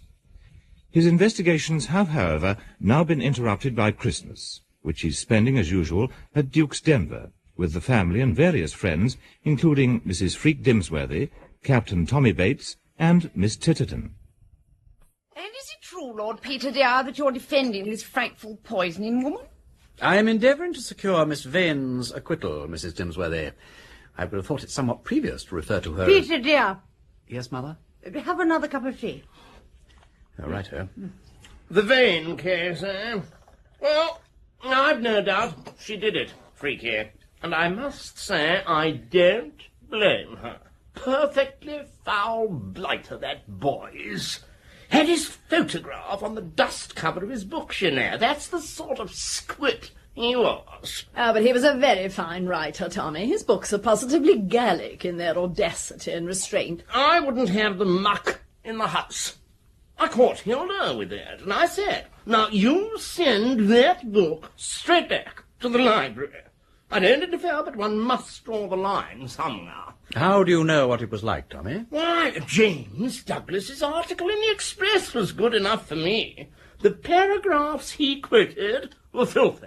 Positively filthy.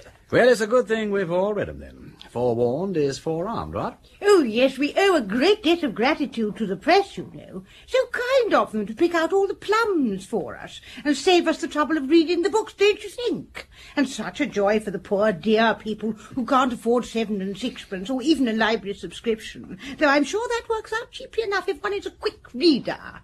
Not that the cheap ones would take those books, for I asked my maid. She's such a superior girl, and so keen on improving her mind, which is more than I can say for most of my friends. But no doubt it is all due to free education for the people, and I suspect her, in my heart, of voting Labour. Though I never asked, because I don't think it's fair. No. And besides, if I did, I couldn't very well take any notice of it, could I? I don't see why not, Duchess. Tommy, surely you're not suggesting that the Vane woman murdered Philip Boys because of his books? Yeah, because of her own, more likely. I think the whole thing's a publicity stunt gone wrong. Now, It'll be a case of hanging the goose that lays the golden eggs, what? Well, unless Wimsey can pull off one of his conjuring tricks, of course. Oh, I do hope you do, Lord Peter. So do I, Mr. Tutton. What's more, I really think I might. With the help of others, naturally. Help? Oh, Peter has all these marvellous women to assist him, you know. Women? What women, Duchess? Women detectives. Only, of course, they're not real detectives, you know. Oh, no. They're not sleuths like Peter, that is, or policemen like Charles Parker, bless him. They're organised by a Miss Crimson. She runs a type-in bureau in West London, only it isn't a type-in bureau at all, of course, although it has to take on occasional work to keep up appearances. But most of the time, you see, the females who work there are employed answering shady advertisements in the newspapers and chasing up blackmailers and white slavers and the most appalling scoundrels and bringing them to justice. It's so exciting. Mother. Yes, dear. Oh, I see, yes, of course. Yes, well, Peter's very reticent about them, you see, but they do so much good work. I'm sure he's very proud of them, really. They're all what are known as superfluous women. Such an unfair word. Quite cruel, really. But they're most certainly not superfluous anymore. What do you call your women, dear? What's the name you have for them? Look, Mother, please.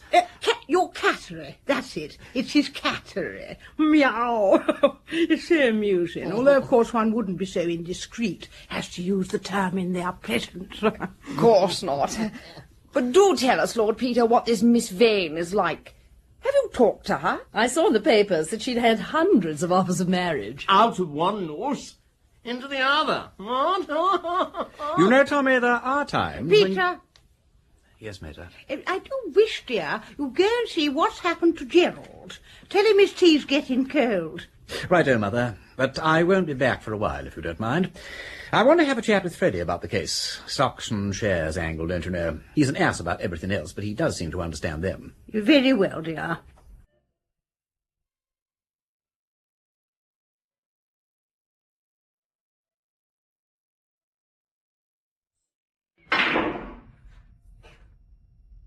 Oh, dash it. Never could play billiards.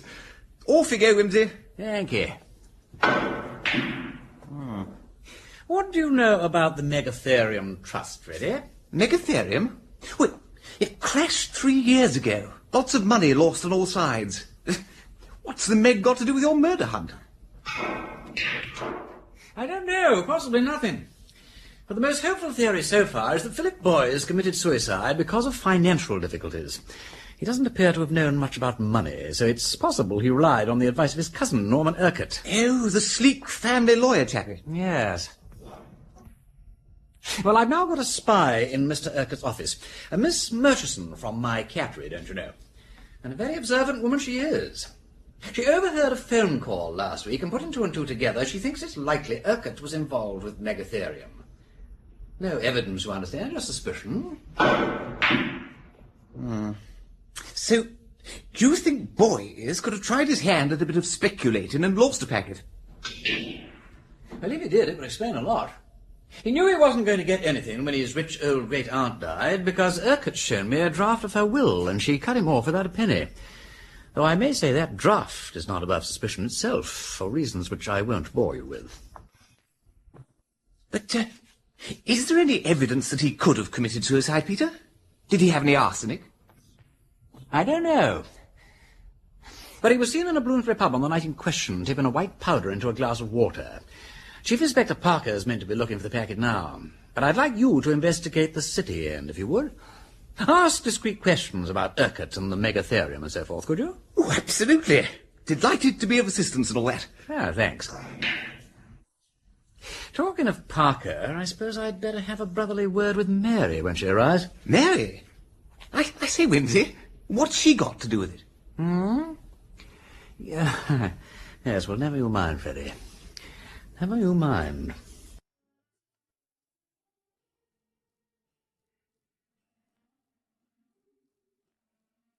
I say, Mary, do you see anything of old Parker these days? I've had dinner with him once or twice when I was in town. Have you? Oh, he's a very decent sort. Reliable, homespun, that sort of thing. Not amusing, exactly. A little solid.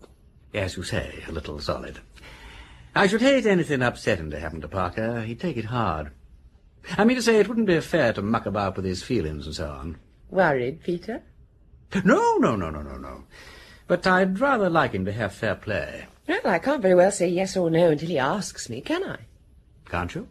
Well, not to him. Would upset his ideas of decorum, don't you think? Yes, I suppose it would. But it would probably upset them just as much if he did ask you. He would feel that the mere idea of hearing a butler announce Chief Detective Inspector and Lady Mary Parker would have something shocking about it. It's stalemate, then, isn't it? You could stop dining with him. I could do that, of course. And the mere fact that you don't... I see. Would it be any good if I demanded to know his intentions in the true Victorian manner? Why this sudden thirst for getting your family off your hands, old man? Peter, nobody's being horrible to you, are they? No. Oh, I'm just feeling rather like a benevolent uncle, that's all. Old age creeping on. That passion for being useful which attacks the best of us when we're getting past our prime. Like me with the house decorating. Oh, I designed these pyjamas, by the way. Don't you think they're rather entertaining? I expect Chief Inspector Parker prefers the old-fashioned nightgown. Never mind, I shall be brave and devoted. Here and now I cast off my pyjamas. No, not here and now. Respect your brother's feelings. But you tell me what I want to know. I am to inform my friend Charles Parker that if he will abandon his natural modesty and propose, you will abandon your pyjams and say yes. Yes. Thank you, Peter.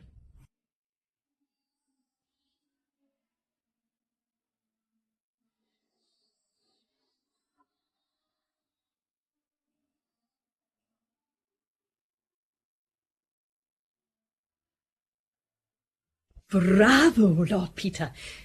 That was delightful. Thank you, Miss Murchison. Now then, let's get down to business. I find Bach good for the brain, don't you? Steady and influence and all that. I quite agree.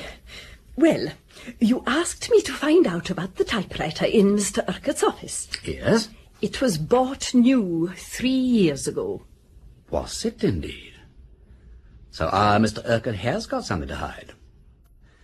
Well, that's rather a blow to the boy's suicide theory.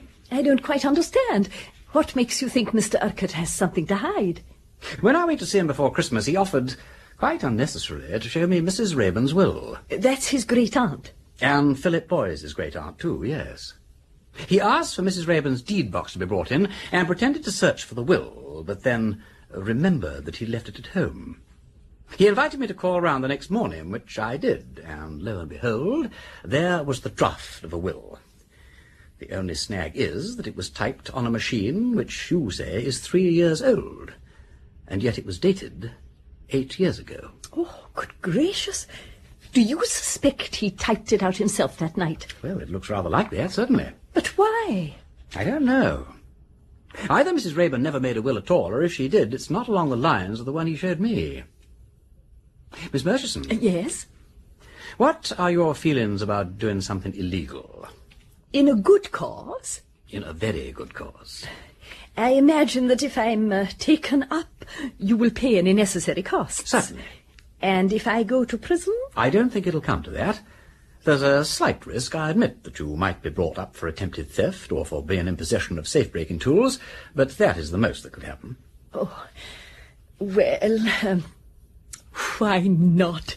It's all in the game. You mean that? Yes. Splendid. Then what I want you to do is break into Mrs. Rayburn's deed box and look for the real will. Do you want me to steal it? No.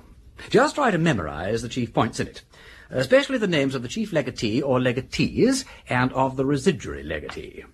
I particularly want to know whether anything was left to Philip Boyce. That seems quite straightforward, Lord Peter.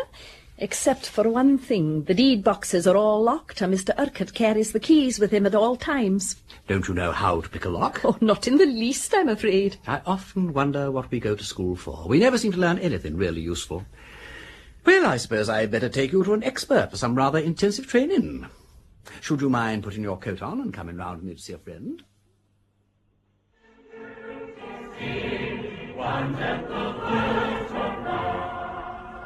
Oh dear, we seem to have struck a meeting. Oh well, it can't be helped. Let's go in and wait.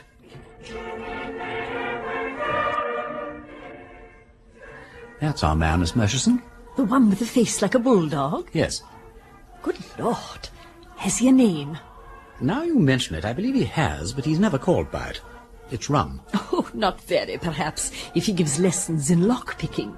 I mean his name's Rum. Oh, what is it? Dash it, I mean Rum is his name. Oh, dear.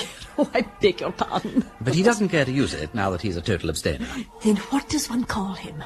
Well, I call him Bill, but when he was at the head of his profession, they called him Blindfold Bill. In his day, he was the most accomplished burglar and safe-breaker in 3 kingdoms.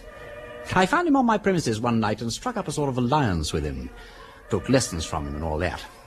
He was a bit shy at first, but he got converted by another friend of mine, and the long and the short of it was, he gave himself up, took his medicine, and is now a very honest and excellent locksmith of the ordinary kind.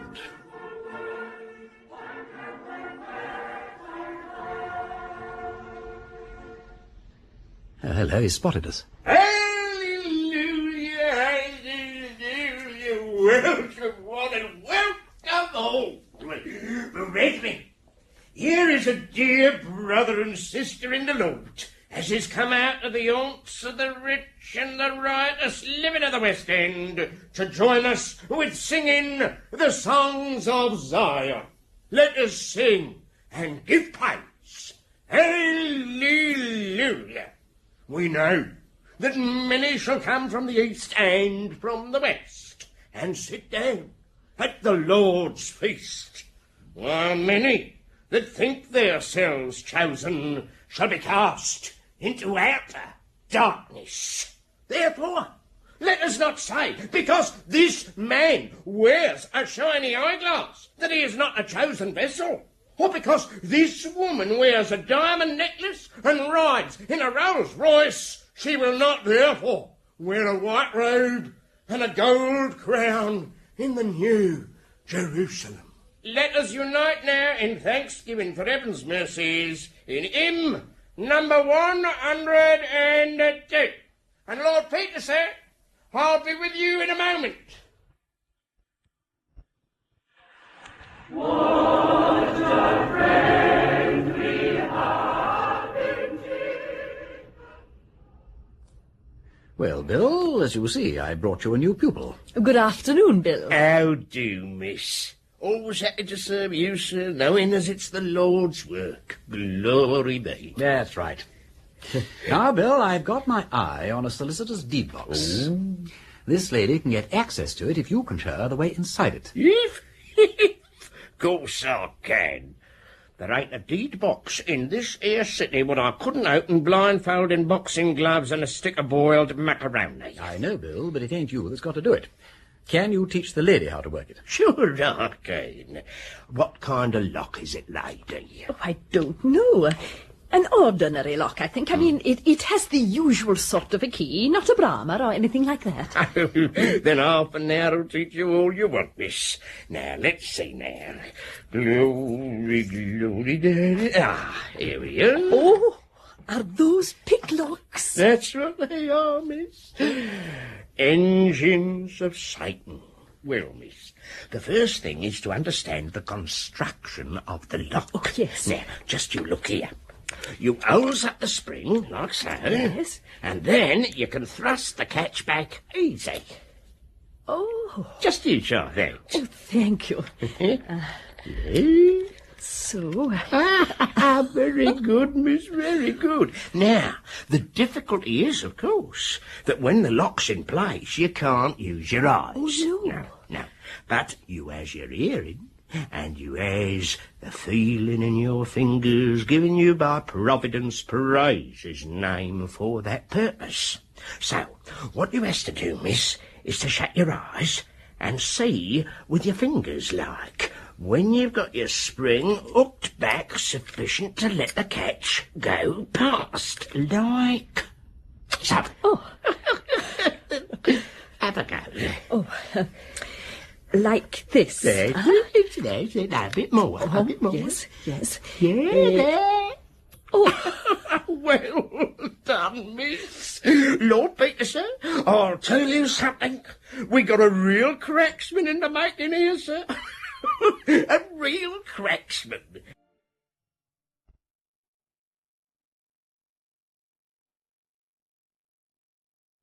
So you managed to break into the box. Well done, Miss Murchison. Now calm down and tell me everything that happened from the beginning. Oh, yes, Lord Peter. I'm so sorry. I'm rather excited. Well, I decided that the best time to attempt the job was after work, as there's always someone else in the office at lunchtime. So what I did was type out the first page of a very long affidavit incorrectly. That is, leaving out an important paragraph. Mr. Urquhart noticed it at once and was very cross, because it had to go round to another solicitor's before 10 the next morning. So I offered to stay on and retype it. Having already done so, of course. Quite so. I then waited until I was sure both Mr. Urquhart and Mr. Pond were safely on the tube, and then I got to work. Incidentally, the Raeburn box has been moved, I'm sure, in the last day or so, and was on a top shelf underneath 4 others. How tiresome. Extremely, because I had to stand on my chair to get it down, and I was in the process of doing this when I heard someone at the door. Are you looking for something, Miss Murchison? Oh, Mr. Pond. Oh, how you startled me. I thought you'd gone. I presumed you had, too. I have merely returned to collect a little parcel I forgot. What is your business here at this time of night? Oh, I had some extra typing to do. Left out a barely paragraph on page 1. It would be page 1, of course. And he wants the track round at Hanson's by 10 o'clock. Yes. Those machines make you careless. Ah, well, I must hurry along. Good night again, Miss Murchison. Good night. Oh, by the way, were you looking for something? Oh, yes. I was looking for a mouse. I was just sitting working when I saw it run along the top of the cupboard and up into the wall behind those boxes. Dirty little beasts. The place is overrun with them. I've often said we ought to have a cat here. No hope of catching it now, though. You're not afraid of mice, apparently. Oh, no. In your day, I suppose all women were afraid of mice. Yes, they were. But then, of course, their garments were longer. Oh, rotten for them. They were very graceful in appearance. And now, Miss Murchison, I beg you to step down from that chair and allow me to assist you in replacing those boxes. Oh, there's no need, Mr. Pond. Yes, there is, Miss Murchison. I hope the whole operation wasn't plagued with interruptions like that, Miss Murchison. Fortunately not. But I was worried that Mrs. Hodges, the cleaning lady, would shortly be in, so I had to be quick. I got the box down and then slipped into Mr. Urquhart's private office, where I couldn't be observed through the window.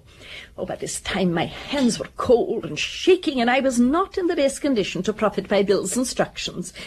So I took a few deep breaths and resolved not to hurry myself.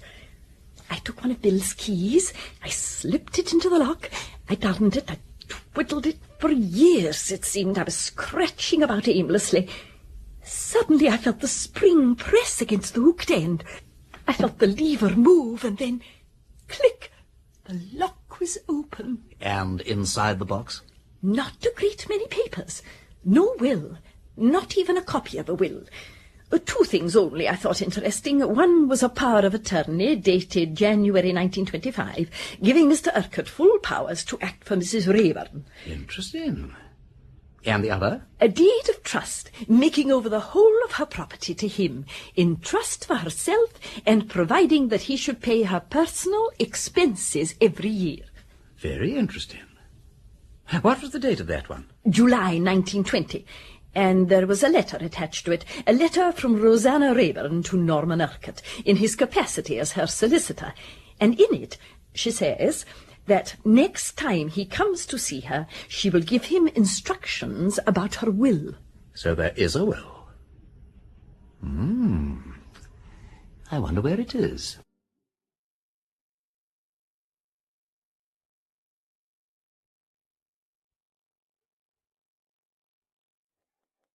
Come in. Ah, Peter, come in. You come about Philip Boy's packet of powder? Not this time. I don't suppose you'll hear anything more of that. I don't think it's suicide anyway, after all. No, well, Parker Bird, it's, well, it's a rather more delicate matter.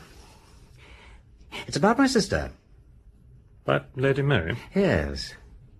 Yes, I understand she's been going about with you, dining and all that sort of thing, what? Oh, Lady Mary's honoured me on one or two occasions with her company. I didn't think she... I didn't know if... I understood it was perfect. But did you understand? That's the point. You see, Mary's a very nice-minded sort of girl, though I say... I assure you there's no need to tell me that.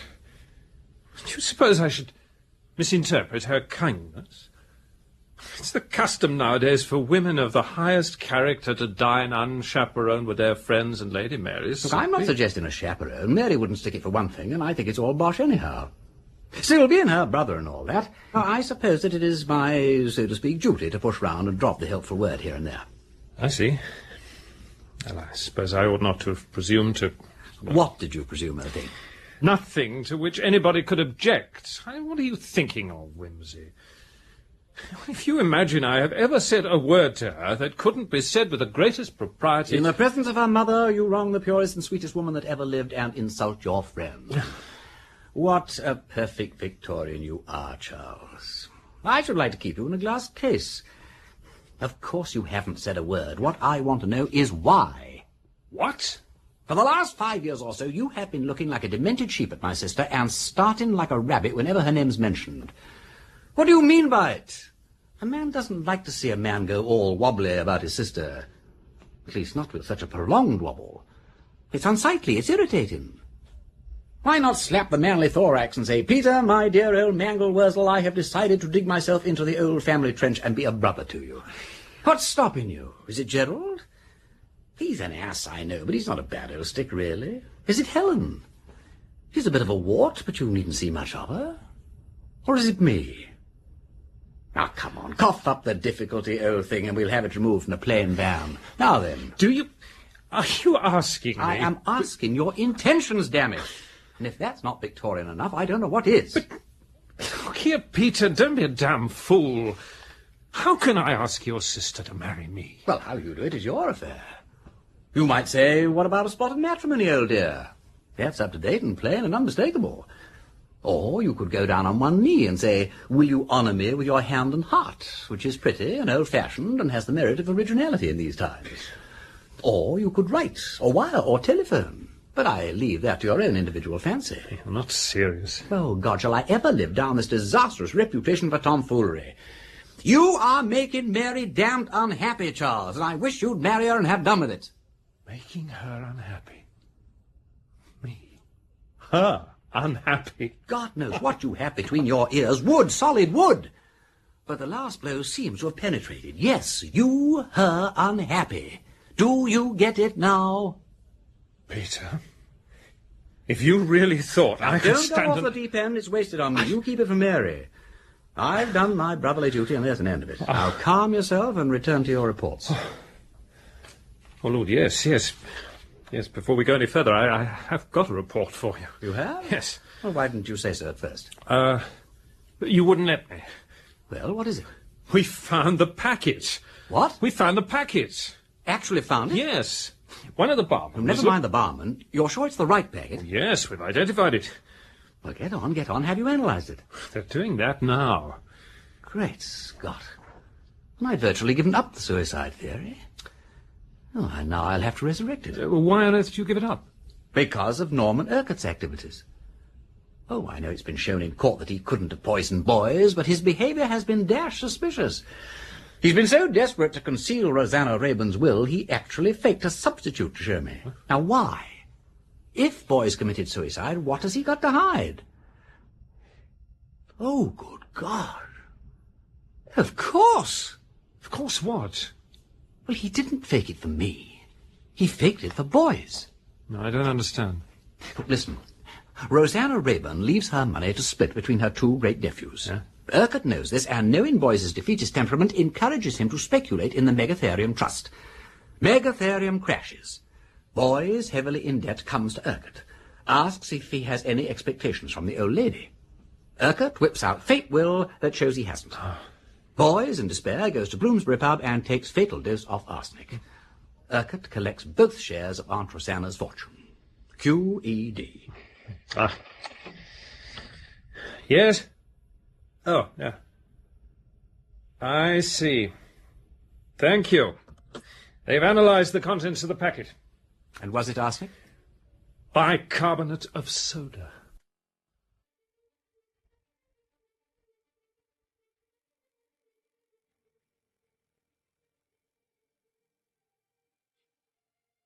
Chapter 5. Pongo. Lord Peter Wimsey is attempting to prove the innocence of Harriet Vane, who is awaiting retrial for the murder of her ex-lover, Philip Boys. Suspecting that Norman Urquhart, Boys's cousin, is deceiving him about the will made by Rosanna Rayburn, the great-aunt of both men, he decides to enlist the services of a colleague to investigate further.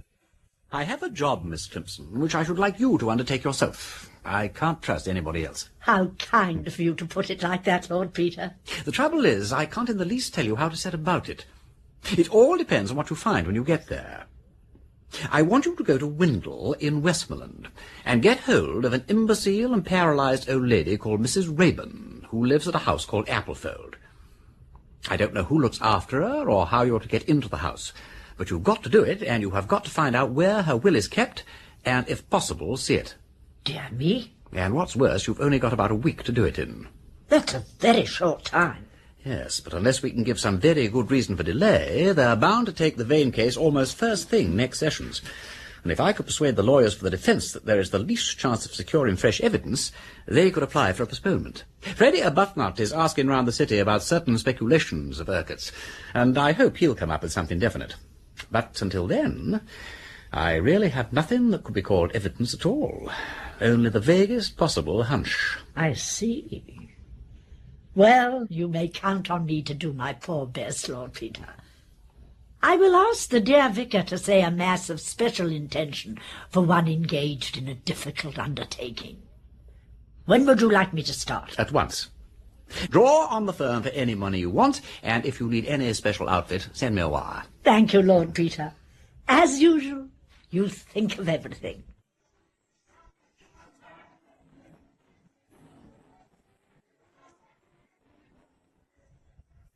Well, Freddie, here's luck. Cheerio. Well, has anything transpired, as the journalists say? I've been sleuthing like stink on the tracks of your man, Wimsey. Really, don't you know, I saw a man yesterday who knows a fellow who had it from a chappie that said Urquhart had been dipping himself a bit recklessly off the deep end. In the Megatherium Trust? Yes. Are you sure? Well, not to say sure, but this man, you see, owes me one, so to speak, for having warned him off the Megatherium before the band began to play. And he thinks if he can get hold of the chappie that knows, well, not the fellow that told him, you understand, but the other one, that he might be able to get something out of him, don't you see? Especially if I was able to put this other chappie in the way of something or other, what? And no doubt you have secrets to sell, hmm? Oh, well, I dare say I could make it worth this other chappie's while. Well, push it along, old chap. The sooner we have something definite on Urquhart, the better. Righto. I'll let you know the very second I hear anything. Peggy. You seem to be a bit down in the dumps, old man. Oh, it's this damned enforced idleness, Freddie. There's nothing I can do at present except wait. Miss Crimson is the one who's living in what she would no doubt call a whirl of activity. Miss Crimson? Yes, I sent her up to Westmoreland the day before yesterday to steal Mrs. Rayburn's will. Good heavens! We don't mean it, Wimsey. I do mean it. But how's she going to do that? Quite straightforward. If I know Miss Crimson, she'll start by gossiping wildly with the women in her boarding house, and in the process digging out everything there is to know about Mrs. Rayburn's nurse, down to an accurate physical description. She will then sally forth into the marketplace, as it were, and take coffee or tea at every tea shop in the town until this person appears. And then, probably by employing some mild subterfuge, she will engage the female in conversation. Is that all? For Miss Crimson, Freddie, that is enough.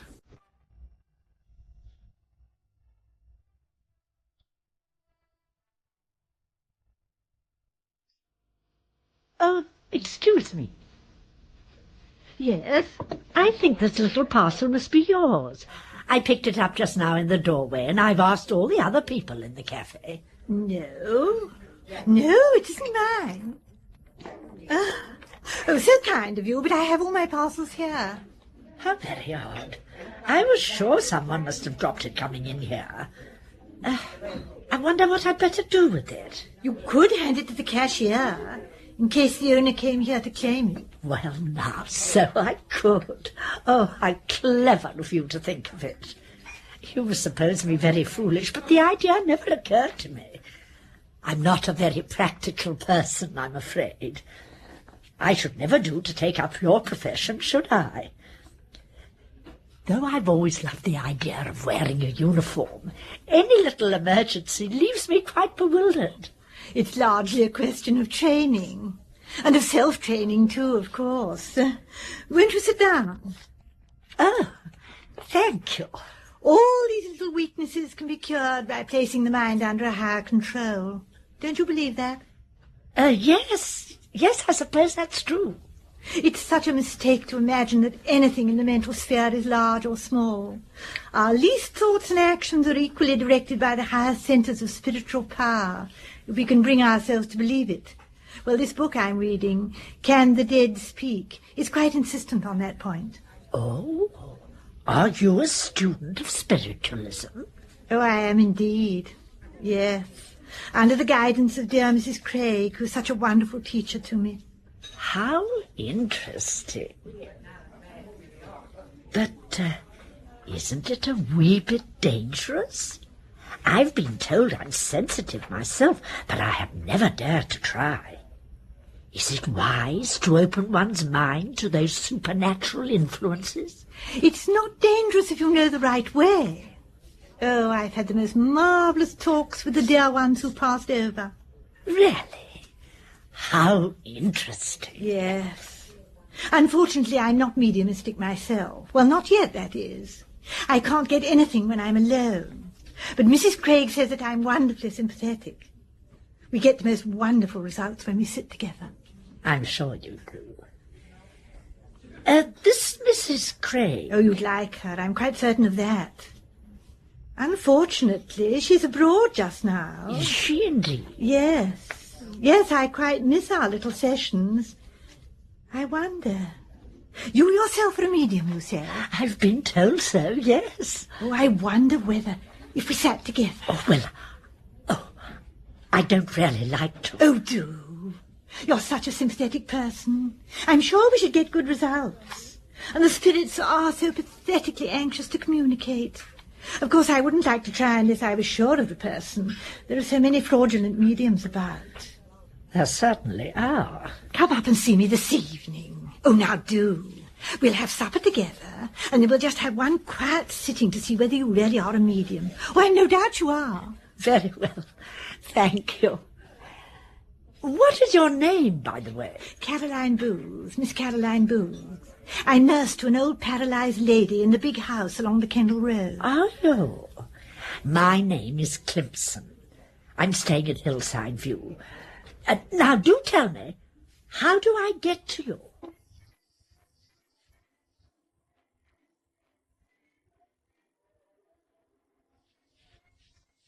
My dear Lord Peter, I'm sure you're wondering what has happened to me, but at last I have news. I have stormed the citadel. After 2 weary days, I finally spotted Mrs. Rayburn's nurse companion this morning in the Oriental Cafe, and succeeded in cornering her there. She proved to be remarkably easy to engage in conversation, a fact I attributed to the somewhat solitary life she must be forced to lead in the old lady's household. And it was not long before she had divulged to me that her great interest in life was spiritualism. My dear Lord Peter, I cannot deny that, when she revealed this, I saw in a single moment of illumination a whole plan complete and perfect in every detail. As a result, tonight Miss Booth and I shall sit together at a séance. Fortunately, years ago, at a most pleasant private little hotel in Bournemouth, I encountered a quaint little man from the Psychical Research Society who instructed me, strictly for amusement, of course, in many of the tricks used by dishonest mediums. Accordingly, this afternoon, I have purchased a metal soap-box which makes a hearty cracking noise when attached to one knee and pressed by the other, and some stiff black barn wire which will be perfect when strapped to the wrist for rocking the table. As to the rest of the plan, I will leave it, dear Lord Peter, to your imagination. All I must pray for now is that Miss Booth will leave me alone in her room for long enough for me to glean some useful information about her and her family from photographs and similar mementos. Once I have gained her complete trust, I hope for great things. In haste, yours sincerely, Catherine A. Clemson.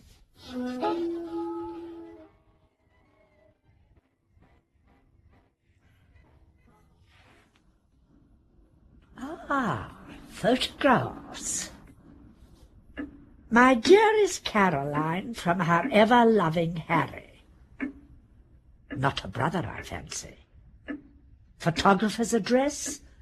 Coventry. Now, what happened to Harry? Not matrimony, obviously. Death, perhaps? First-class frame and central position, bunch of hothouse narcissi in a vase. Yes, I think Harry has passed over. Most satisfactory. Oh!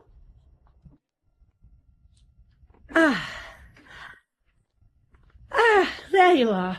So sorry to keep you waiting, but the poor old dear's rather restless this evening. Have you given her supper? Yes, she'll do now for a couple of hours, but I shall have to go up again later. Oh, poor thing. It'll be a happy day for her when she passes over. Now, shall we begin at once? I'm so eager to try. Very well. Well, we usually use this little bamboo table here. Oh, that looks very suitable. Do we sit in the light? Oh, no, not in full light. Mrs. Craig explained to me that the blue rays of daylight or electricity are too hard for the spirits. They shatter the vibrations, you see. So we usually put out the light and sit in the firelight, which is quite bright enough for taking down notes. Now, will you write down or shall I? Oh, I think you'd better, as you're more accustomed to it. Very well. That's not too dark, is it? Oh, no, not at all. Now, which side will you sit? Oh, this will do for me. You don't mind the fire on your back? Not in the least. Now, we'll just sit down, place our thumbs and fingers on the table near the edge. And at first I think it's better not to talk till a rapport is established, you know. So we just wait? Yes, we just wait.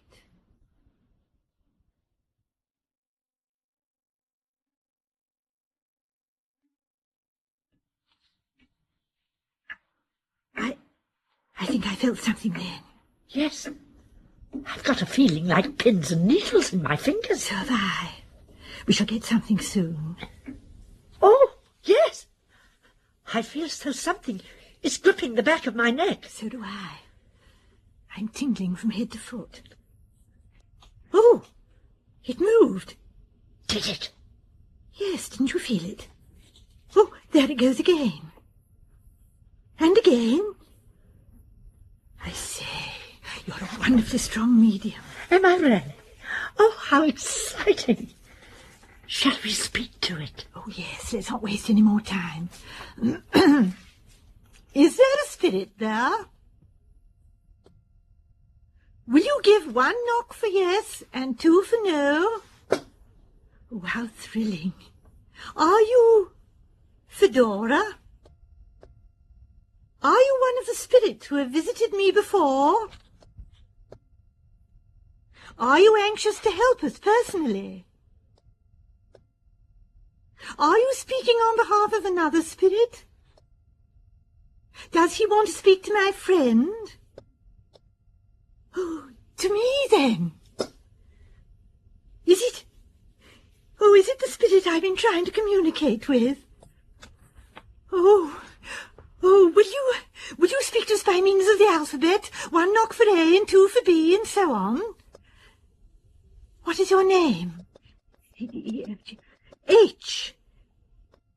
Eh? Oh, Harry. Oh, at last. Oh, how are you? Are you happy? No. Oh, Harry, it wasn't my fault. I had my duty to think of. Oh, love ought to come first, I know that now, but, well, I was only a girl then. Won't you forgive me? Oh, I'm so glad. Have you any special message for me, Harry? C. C-O. C-O-V. Coventry! Go to Coventry! Oh, it really is you, Harry. You haven't forgotten that dear old joke. Oh, Harry. What do you want? Oh, dear. Oh, dear, what's happening? Must be somebody else interrupting. Oh, go away, go away. Who is here now? Are you still there, Harry? Who is that? P. O. N. P-O-N-G.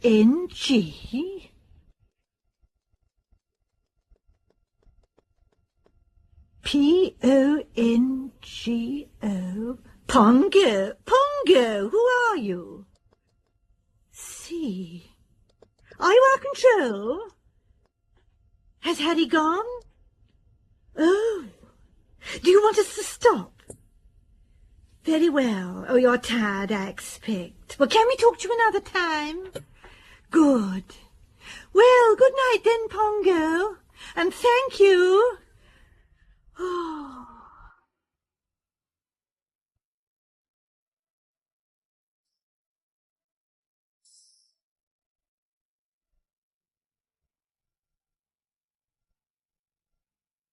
Well, Freddie, anything to report about Urquhart? Oh, rather, yes.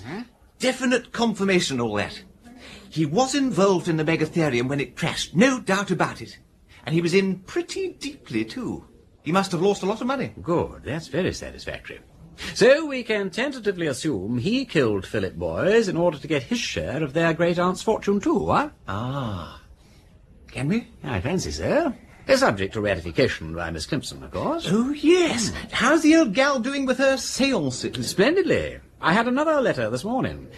The poor old nurse trusts her implicitly now, and she feels utterly beastly about deceiving her. But she hasn't given up, praise be. They moved on to the Ouija board last time. The poor old Pongo was rather awkward about it, I'm afraid. Said it was because he'd never learnt to write whilst on Earth. Pongo? Their control. He was an Italian acrobat of the Renaissance period, and his full name was Pongocelli. Apparently he lived a sadly irregular life, but redeemed himself by heroically refusing to abandon a sick child during the time of the Great Plague in Florence.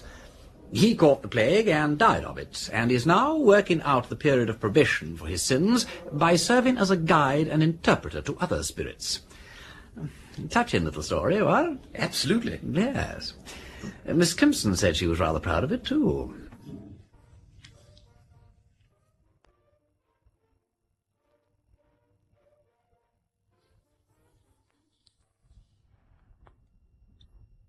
Oh, good evening. Is that Pongo? Good evening, Pongo. We are very glad to have you with us. Will you talk to us again by means of the Ouija board? The pencil is sharp this time. Oh, good. Are you ready, dear? Quite ready, thank you. Well, then let's begin. Pongo, have you any special message for us this evening? Yes, there is a spirit here who wishes your help. Who is it? Oh, nothing. Oh, here comes something. It's in a different handwriting. C-R-E-M-O-R-N-A.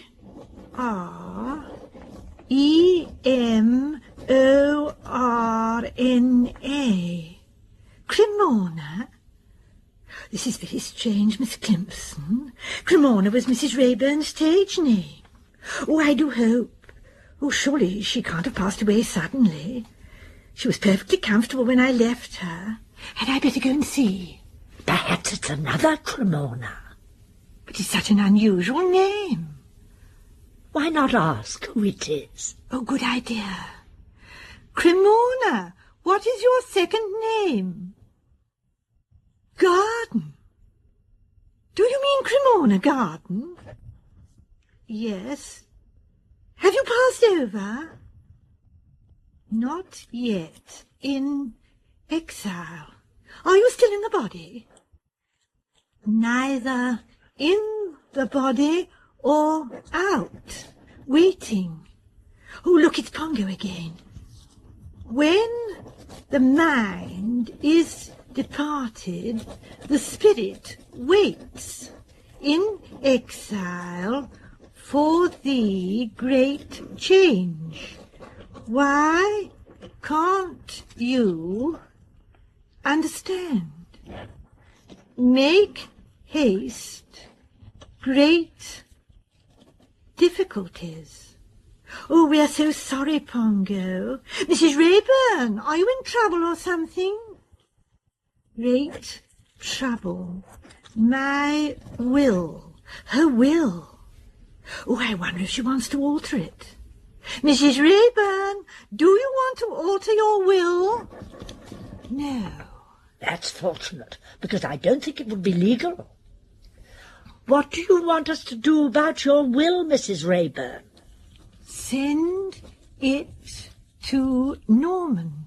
To Norman Urquhart? Yes, he knows. He knows what is to be done about it. He wants it. Oh, very well. Can you tell us where to find it? I have forgotten. Search. Oh, dear. Mrs. Rayburn, is it in the house? I tell you, I have forgotten. Deep waters, forgotten. Deep waters, no safety. Failing, failing. Oh, dear, the writing's going. Mrs. Rayburn, please don't go. Try to remember. In the B. B. Yes. What next? B. Oh, it's going. Mrs. Rayburn. Oh, she stopped. Here's something. Oh, it's Pongo. She has gone. Very tired. Finished. Now. Goodbye. Oh, dear. How dreadfully vexatious. Well, she said her will was in the B. Now, what could that be? In the bank, perhaps? Well, it might be. If so, of course, Mr. Urquhart would be the only person who could get it out. Then why hasn't he? She said he wanted it. Of course. Then it must be somewhere in the house. Oh, well, what could B stand for? Oh, dear. Box, bag, bureau. Bed. Well, it might be almost anything. Oh, what a pity she couldn't finish the message. Shall we try again? Or shall we look in all the likely places? Let's look first, and then if we can't find it, we'll try again. Oh, yes, that's a good idea. You'll come and help, won't you? Yes, if you'd like me to. Yes, of course. Oh, I'd no idea there could be so many possible places beginning with B. There are a lot, aren't there? Oh, it's very exhausting, isn't it? I mean, wouldn't you like to stop?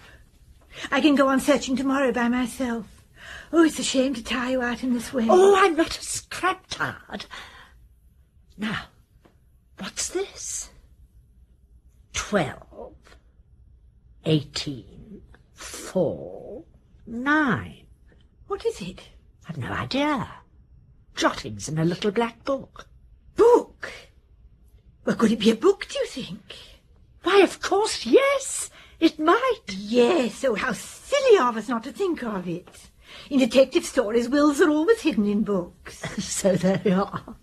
Are there many books in the house? Yes, downstairs in the library, thousands and thousands of them. Oh, dear. I suppose we'd better try them then. They're just the sort of books to hide wills in. Oh, come along. Well, it's funny, isn't it? If the communication hadn't insisted on something beginning with B... Yes. Well, I would have expected any papers to be in the safe over there. Yes. Well, why not look? The letter B may have been referring to something different. You never know. But if it was in the safe, Mr. Urquhart would know about it. Well, it wouldn't do any harm to make sure. Oh, but I don't know the combination. Mr. Urquhart does, of course. We could write and ask him. She said it was urgent, though. I know. Those 4 figures in that little black book. Of course, black book. Well, there you are.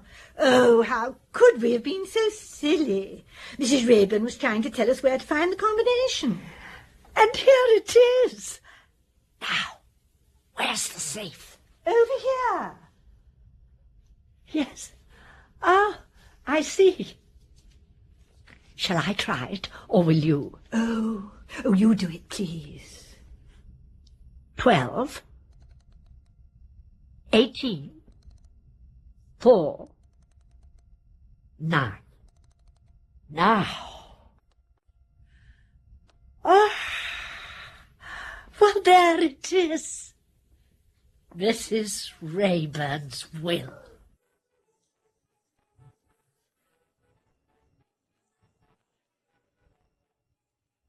And there it was, Freddie, in a long sealed envelope. Ha! Capital, capital.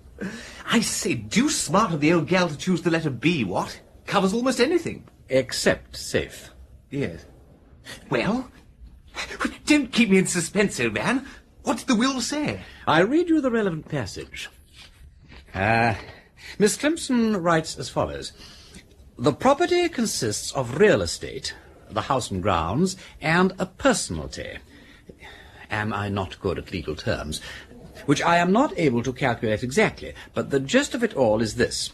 The real estate is left to Philip Boys absolutely. Now, wait. £50,000 is left to Philip Boys also in cash. I say. The remainder, is not this called the residue, is left to Norman Urquhart, who is appointed sole executor. Well. The real estate and 50,000. Worth murdering for what? Undeniably. As residuary legatee, Urquhart now stands to get the lot. We may not know how he killed Philip Boys yet, but by golly, at least we know why. So, where's the will now, Peter? It's been sent on to Urquhart, as requested by the exiled spirit. It should have arrived at his office first post this morning. But won't he destroy it? Oh, you could be right. Could I? Yes. Without that will, I doubt whether it would be possible to convict Urquhart of murder.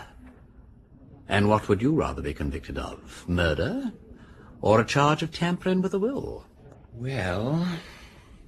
Precisely. I must telephone Miss Murchison at once.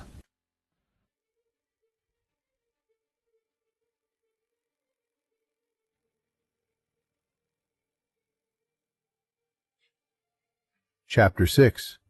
Turkish Delight.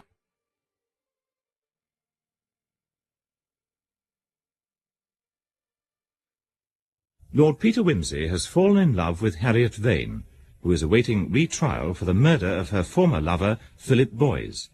Convinced Boys was in fact murdered by his cousin, Norman Urquhart, for his share in their great-aunt, Mrs. Rayburn's fortune, Wimsey has suddenly realized that Urquhart now has the opportunity to destroy vital evidence against him. Urquhart and Sons solicitors? Miss Murchison, is that you, Peter Wimsey here? Oh, good morning, Lord Peter. Is anybody in the office? Can you talk? Oh, yes, it's quite all right. Mr. Pond's in with Mr. Urquhart. Good. Is the will safe?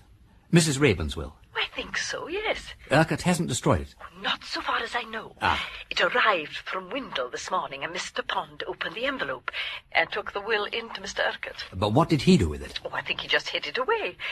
About 2 minutes after Mr. Pond had come out, I pretended to have a query about a letter I was typing and walked straight into Mr. Urquhart's office.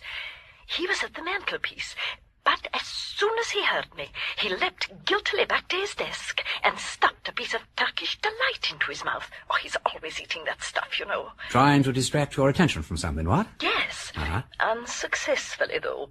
Above the mantelpiece was a curious dark line which I'm sure isn't normally there, and I think it was a secret panel he hadn't slid back properly. In other words, a hidden cupboard. Yes. Very interesting. Could you break into it, do you think, Miss Murchison? Oh, I don't see why not. I still got Bill Rum's picklocks, and I haven't forgotten what he taught me about breaking into the deed box. Would you like me to have a go? I would, yes. Then I'll see what I can do after everyone's gone this evening. Splendid. And come round to my flat when you've finished. I'm having a conference this evening with Chief Inspector Parker and Freddie Arbuthnot to discuss all aspects of the case. Oh, very well. I'll have to go now. Mr. Pond is coming back. Goodbye, Lord Peter. Goodbye, Miss Murchison, and good luck.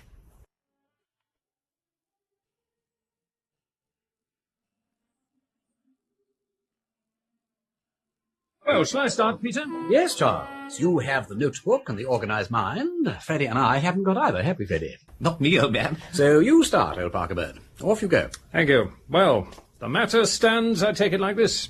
Philip Boyce and Norman Urquhart were the only surviving relations of Mrs. Rayburn, who is very old, very rich, and now quite childish. Now, in 1920, she executed a deed of trust giving Urquhart, who was also her solicitor, sole authority to handle her property.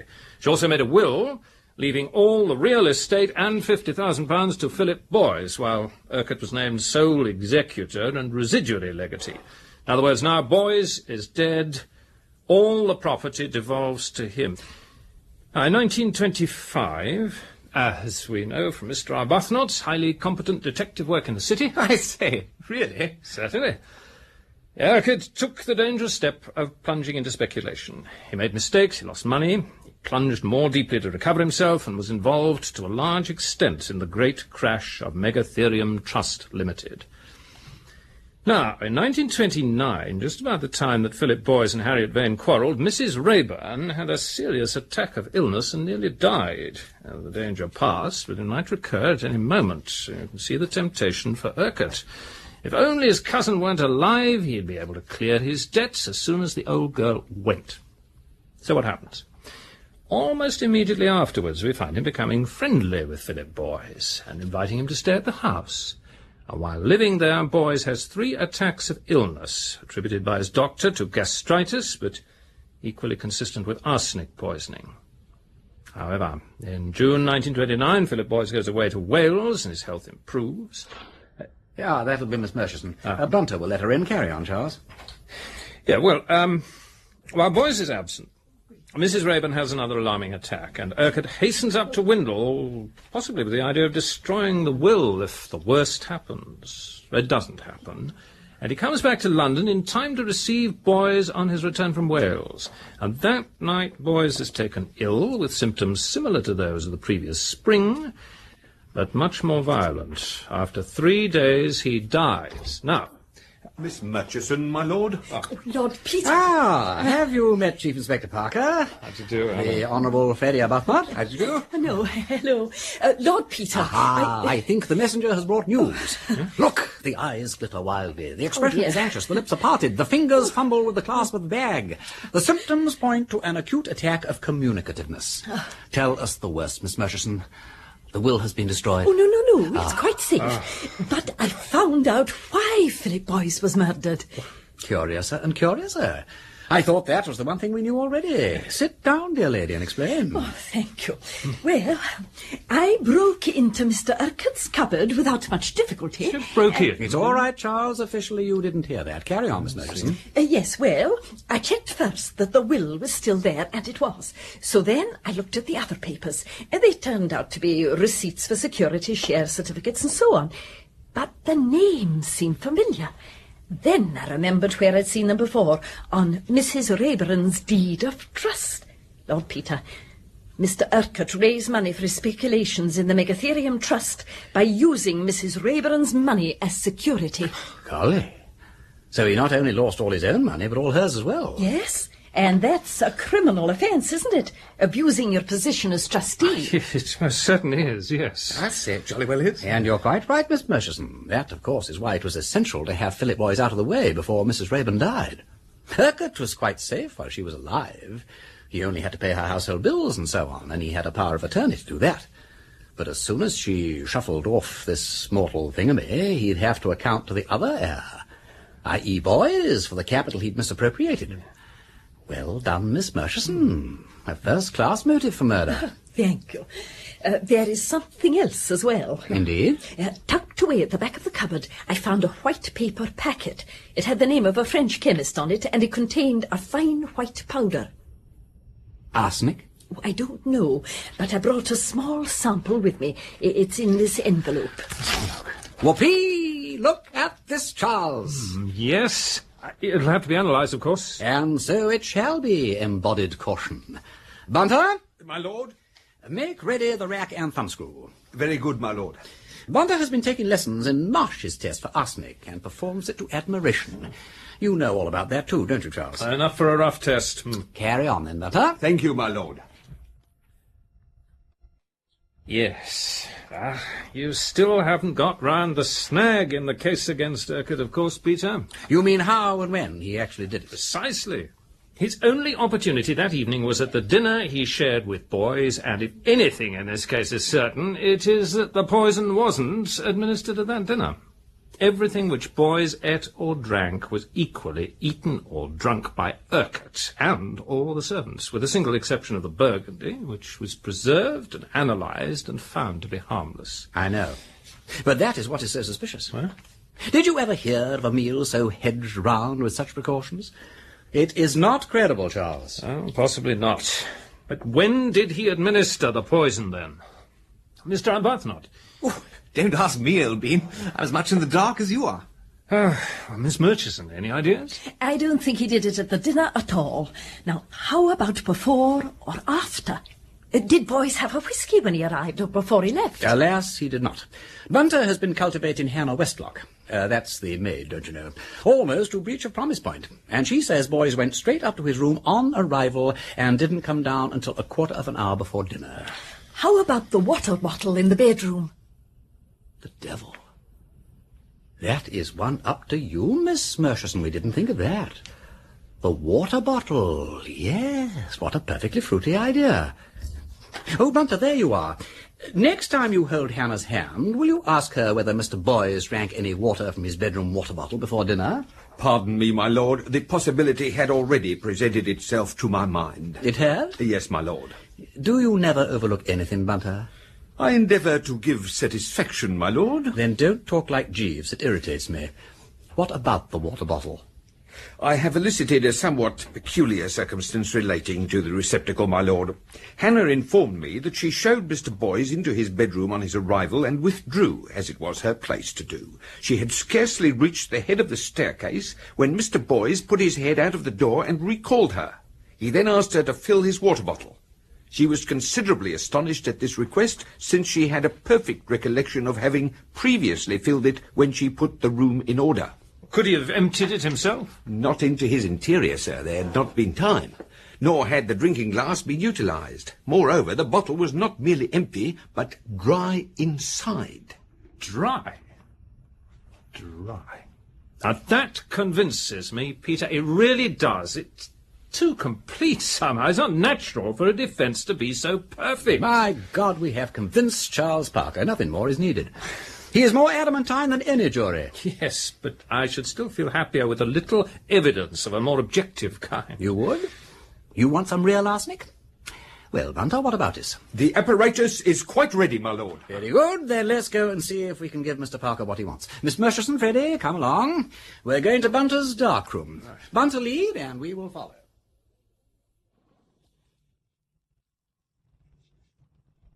You will perceive, my lord, that the apparatus is free from contamination. I see nothing at all. That, as Sherlock Holmes would say, is what you may expect to see when there is nothing there. Charles, will you pass the water, the flask, and the tube, old Uncle Tom Cobley and all, as being arsenic free? I will. Wilt thou love, cherish, and keep her in sickness or in health? I'm so sorry. Turned over 2 pages at once. Where's that powder? Miss Murchison, you identify this sealed envelope as being the one you brought from the office, complete with mysterious white powder from Mr. Urquhart's secret hoard? I do. Kiss the book. Thank you. Now then, the presence of arsenic will be revealed, if at all, by a thin silver stain on the part of this tube in the Bunsen flame. Ready, Bunter? Yes, my lord. So we now shoot in some of the powder. There it goes. And here it comes. Oh, lovely, lovely. Is that really arsenic, Lord Peter? I hope so. It's either arsenic or antimony. Allow me, my lord. The addition of a small quantity of solute chlorinated lime should decide the question beyond reach of cavil. It's going. It's gone. It's all dissolved. That proves it's arsenic, all right. Well, of course it is arsenic, didn't I tell you? Is that all? Oh, isn't it enough? Well, it's not quite, but it's a long way towards it. Oh, we already knew that Urquhart had a motive for killing Philip Boyes. Miss Murchison has provided us with a better one, and she has now also established that he had means, i.e. arsenic. All we need now is to prove opportunity. Personally, I find the dinner deeply suspicious in itself, but to convince a jury, I should prefer something better than a credo quia impossibile. Riddle me right and riddle me ree. We've overlooked something, that's all. Give me the statutory dressing gown, an ounce of shag, and I will undertake to dispose of that little difficulty in a brace of shakes. Arsenic. Let me see. Arsenic. They put arsenic in his meat and stared aghast to watch him eat. What's that? Houseman, ain't it? Shropshire lad, yes. A great Scott, of course! Good look, excuse me for a moment. What's got into old Wimsey? Well, who knows? Well, this has been very satisfactory. Apart from all personal considerations, I'd be far happier to see that oily-haired fellow in the dock than any woman. And if the force has made a mistake, the sooner it's put right, the better for all concerned. Charles, Freddy, Miss Murchison, Bunter, I know how it was done. Good Lord. Really? How? Well, I've still got to prove it. A secondary consideration, my lord. Thank you, Bunter. You know, I think we must have Mr. Urquhart round for coffee. What? Turkish coffee, of course. He has a sweet tooth. And you'd better lay in some Turkish delight as well. Not today, in a day or two, when I've made a few more inquiries. Meanwhile, I am going to Holloway to see the prisoner. Peter! Cheerio.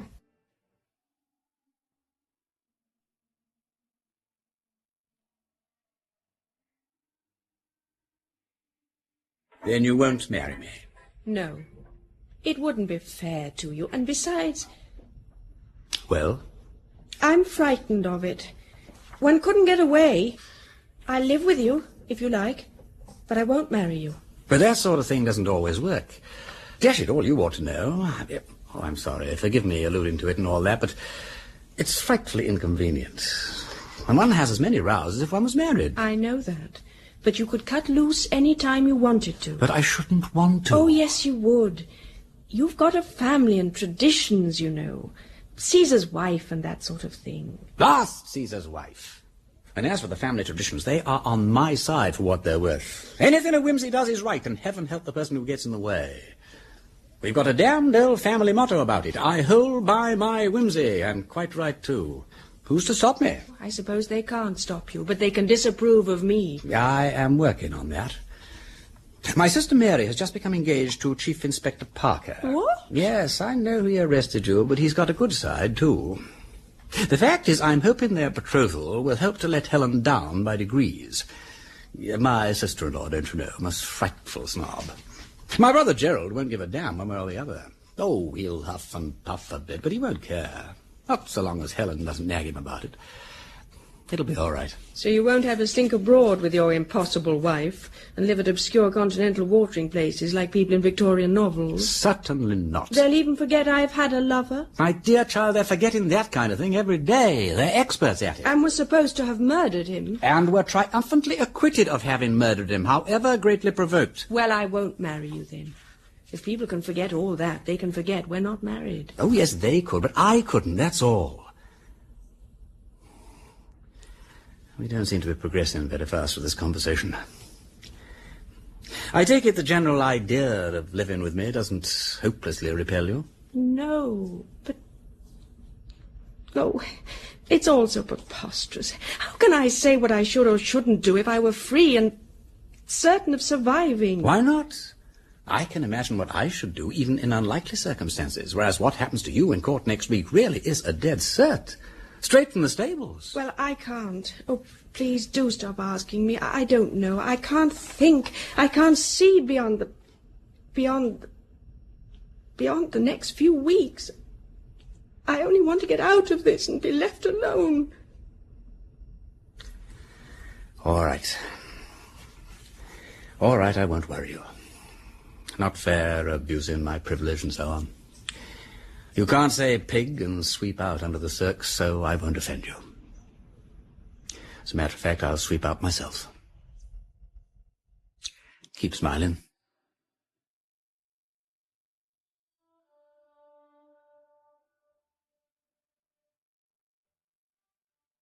More coffee, Mr. Urquhart? Or another piece of Turkish delight, perhaps? No, thank you very much.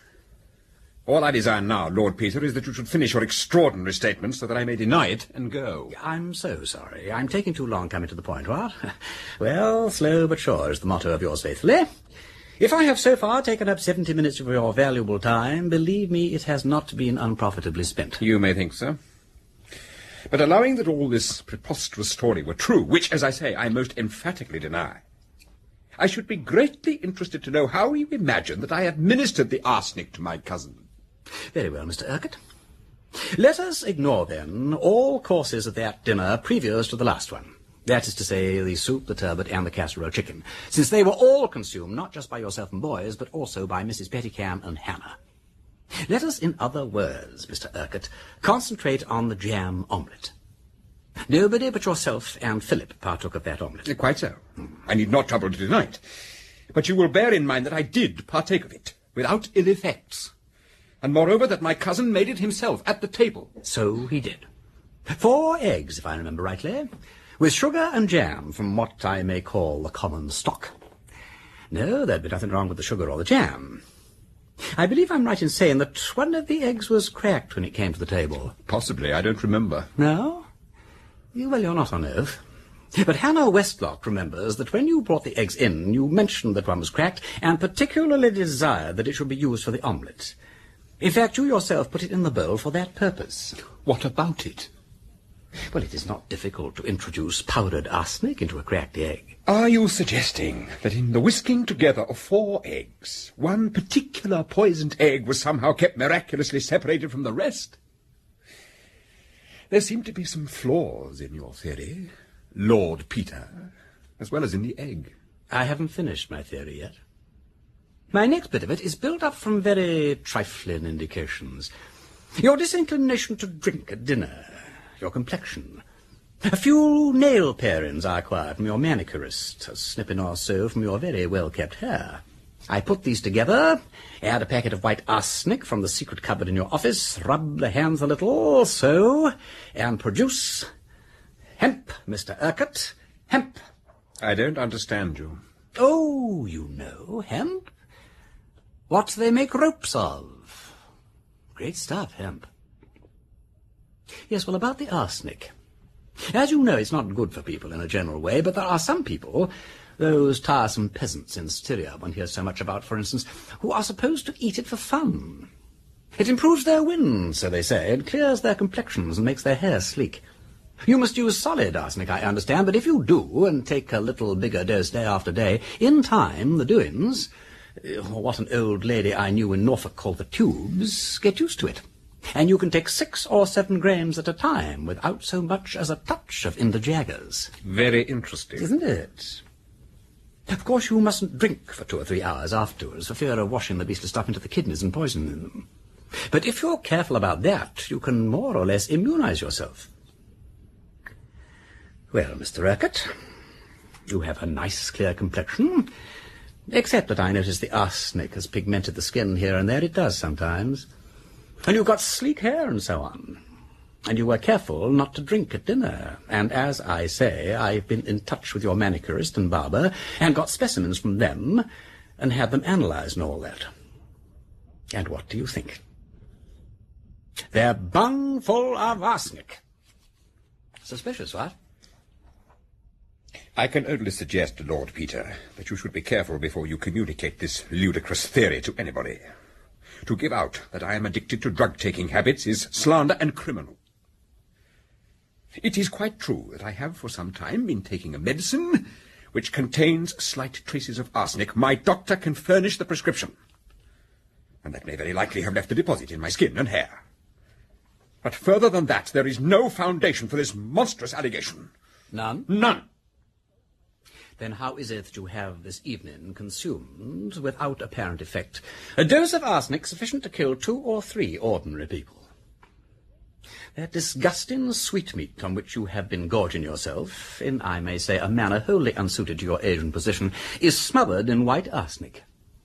You ate it, God forgive you, an hour and a half ago. If arsenic can harm you, you should have been rolling about in agonies for the last hour. You devil! Couldn't you try to get up a few symptoms? Shall I bring you a basin or fetch the doctor? Does your throat burn? Is your inside convulsed with agony? It's rather late in the day, but with a little goodwill you could surely produce some display of feeling even now. You're lying! You wouldn't dare to do such a thing. It would be murder! Not in this case, I fancy. But I'm willing to wait and see. You! Ah, yes, I wouldn't use violence if I were you. Let the poisoner stick to his bottle. Besides, I'm armed. Pardon the melodrama. Are you going to be sick or not? You're mad! Don't say that. Now come, man, pull yourself together, have a shot at it. Shall I show you the bathroom? I'm ill! Well, of course, but your tone is not convincing. It's the third door on the left. Bunter? My lord? I think Mr. Parker may require some assistance in the bathroom. Very good, my lord. Wait a minute! Oh! Don't bother. It seems to be under control. All right. Yes, Charles? He wasn't sick. Didn't even try to be. Ran straight in and tried to get out of the window. When he saw it was a 3-story drop, he charged out through the dressing-room door and ran slap-bang into my 2 constables. All right, Benson. You can take him downstairs. Yes, sir. By the way, Peter, I don't suppose you did actually poison him, did you?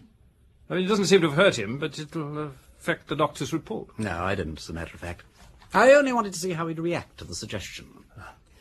There was a king reigned in the East, Charles, if I may quote Husband again, who took every poison known to man so that nobody else could poison him. They put arsenic in his meat and stared aghast to watch him eat. They poured strychnine in his cup and shook to see him drink it up. I tell the tale that I heard told. Mithridates, he died old. But I doubt it, old Parker Bird, in this case. I doubt it very much.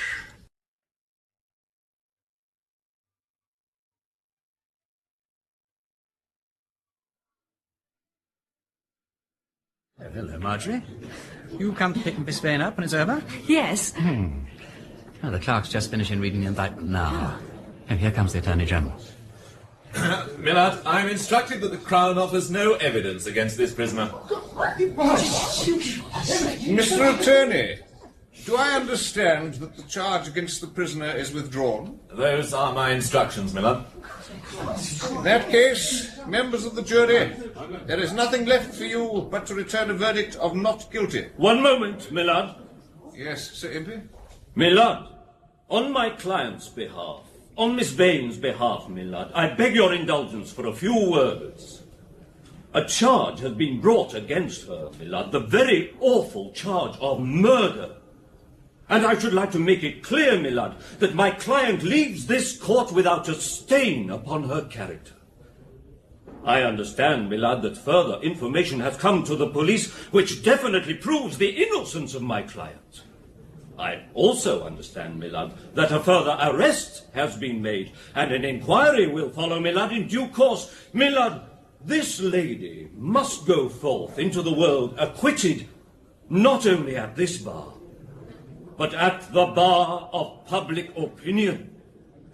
Any ambiguity would be intolerable. And I am sure, my lad, that I have the support of the learned Attorney General for what I say. And by all means. I am instructed to say, my lord, that in withdrawing the charge, the Crown proceeds from complete conviction of her absolute innocence. I am very pleased to hear it. Prisoner at the bar, the Crown, by unreservedly withdrawing this dreadful charge against you, has demonstrated your innocence in the clearest possible way. I most heartily congratulate you on this very satisfactory ending to your long ordeal. Members of the jury, do you find the prisoner guilty or not guilty? Not guilty, my lord. Very good. The prisoner is discharged without a stain on her character. Next case.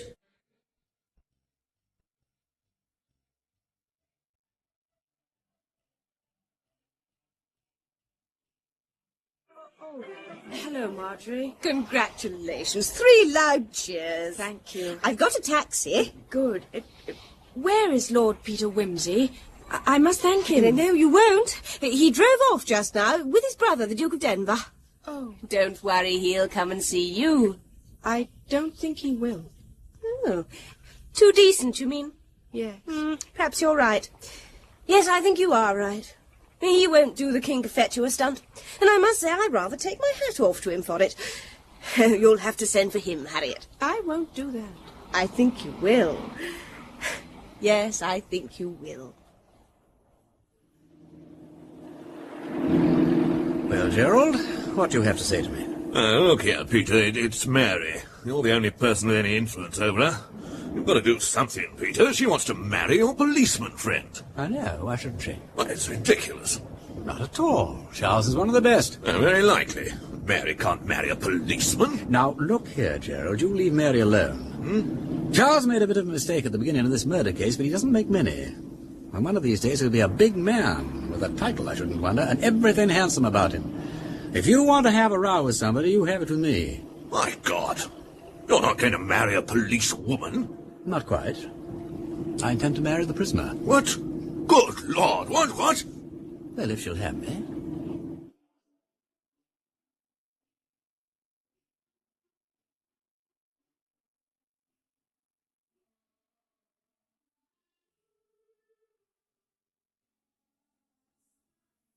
You just listened to Strong Poison, written by Dorothy L. Sayers, featuring Britain's most brilliant amateur sleuth, Lord Peter Wimsey. If you liked today's episode, please like this video and swipe left on the comments section to hype the video. This helps us reach more listeners. If you are eager for more episodes from this series, do leave us a comment. This is your host, Edward, signing off, with a promise to bring back another slice of mystery. Till then, stay safe, stay alert. See you until the next crime.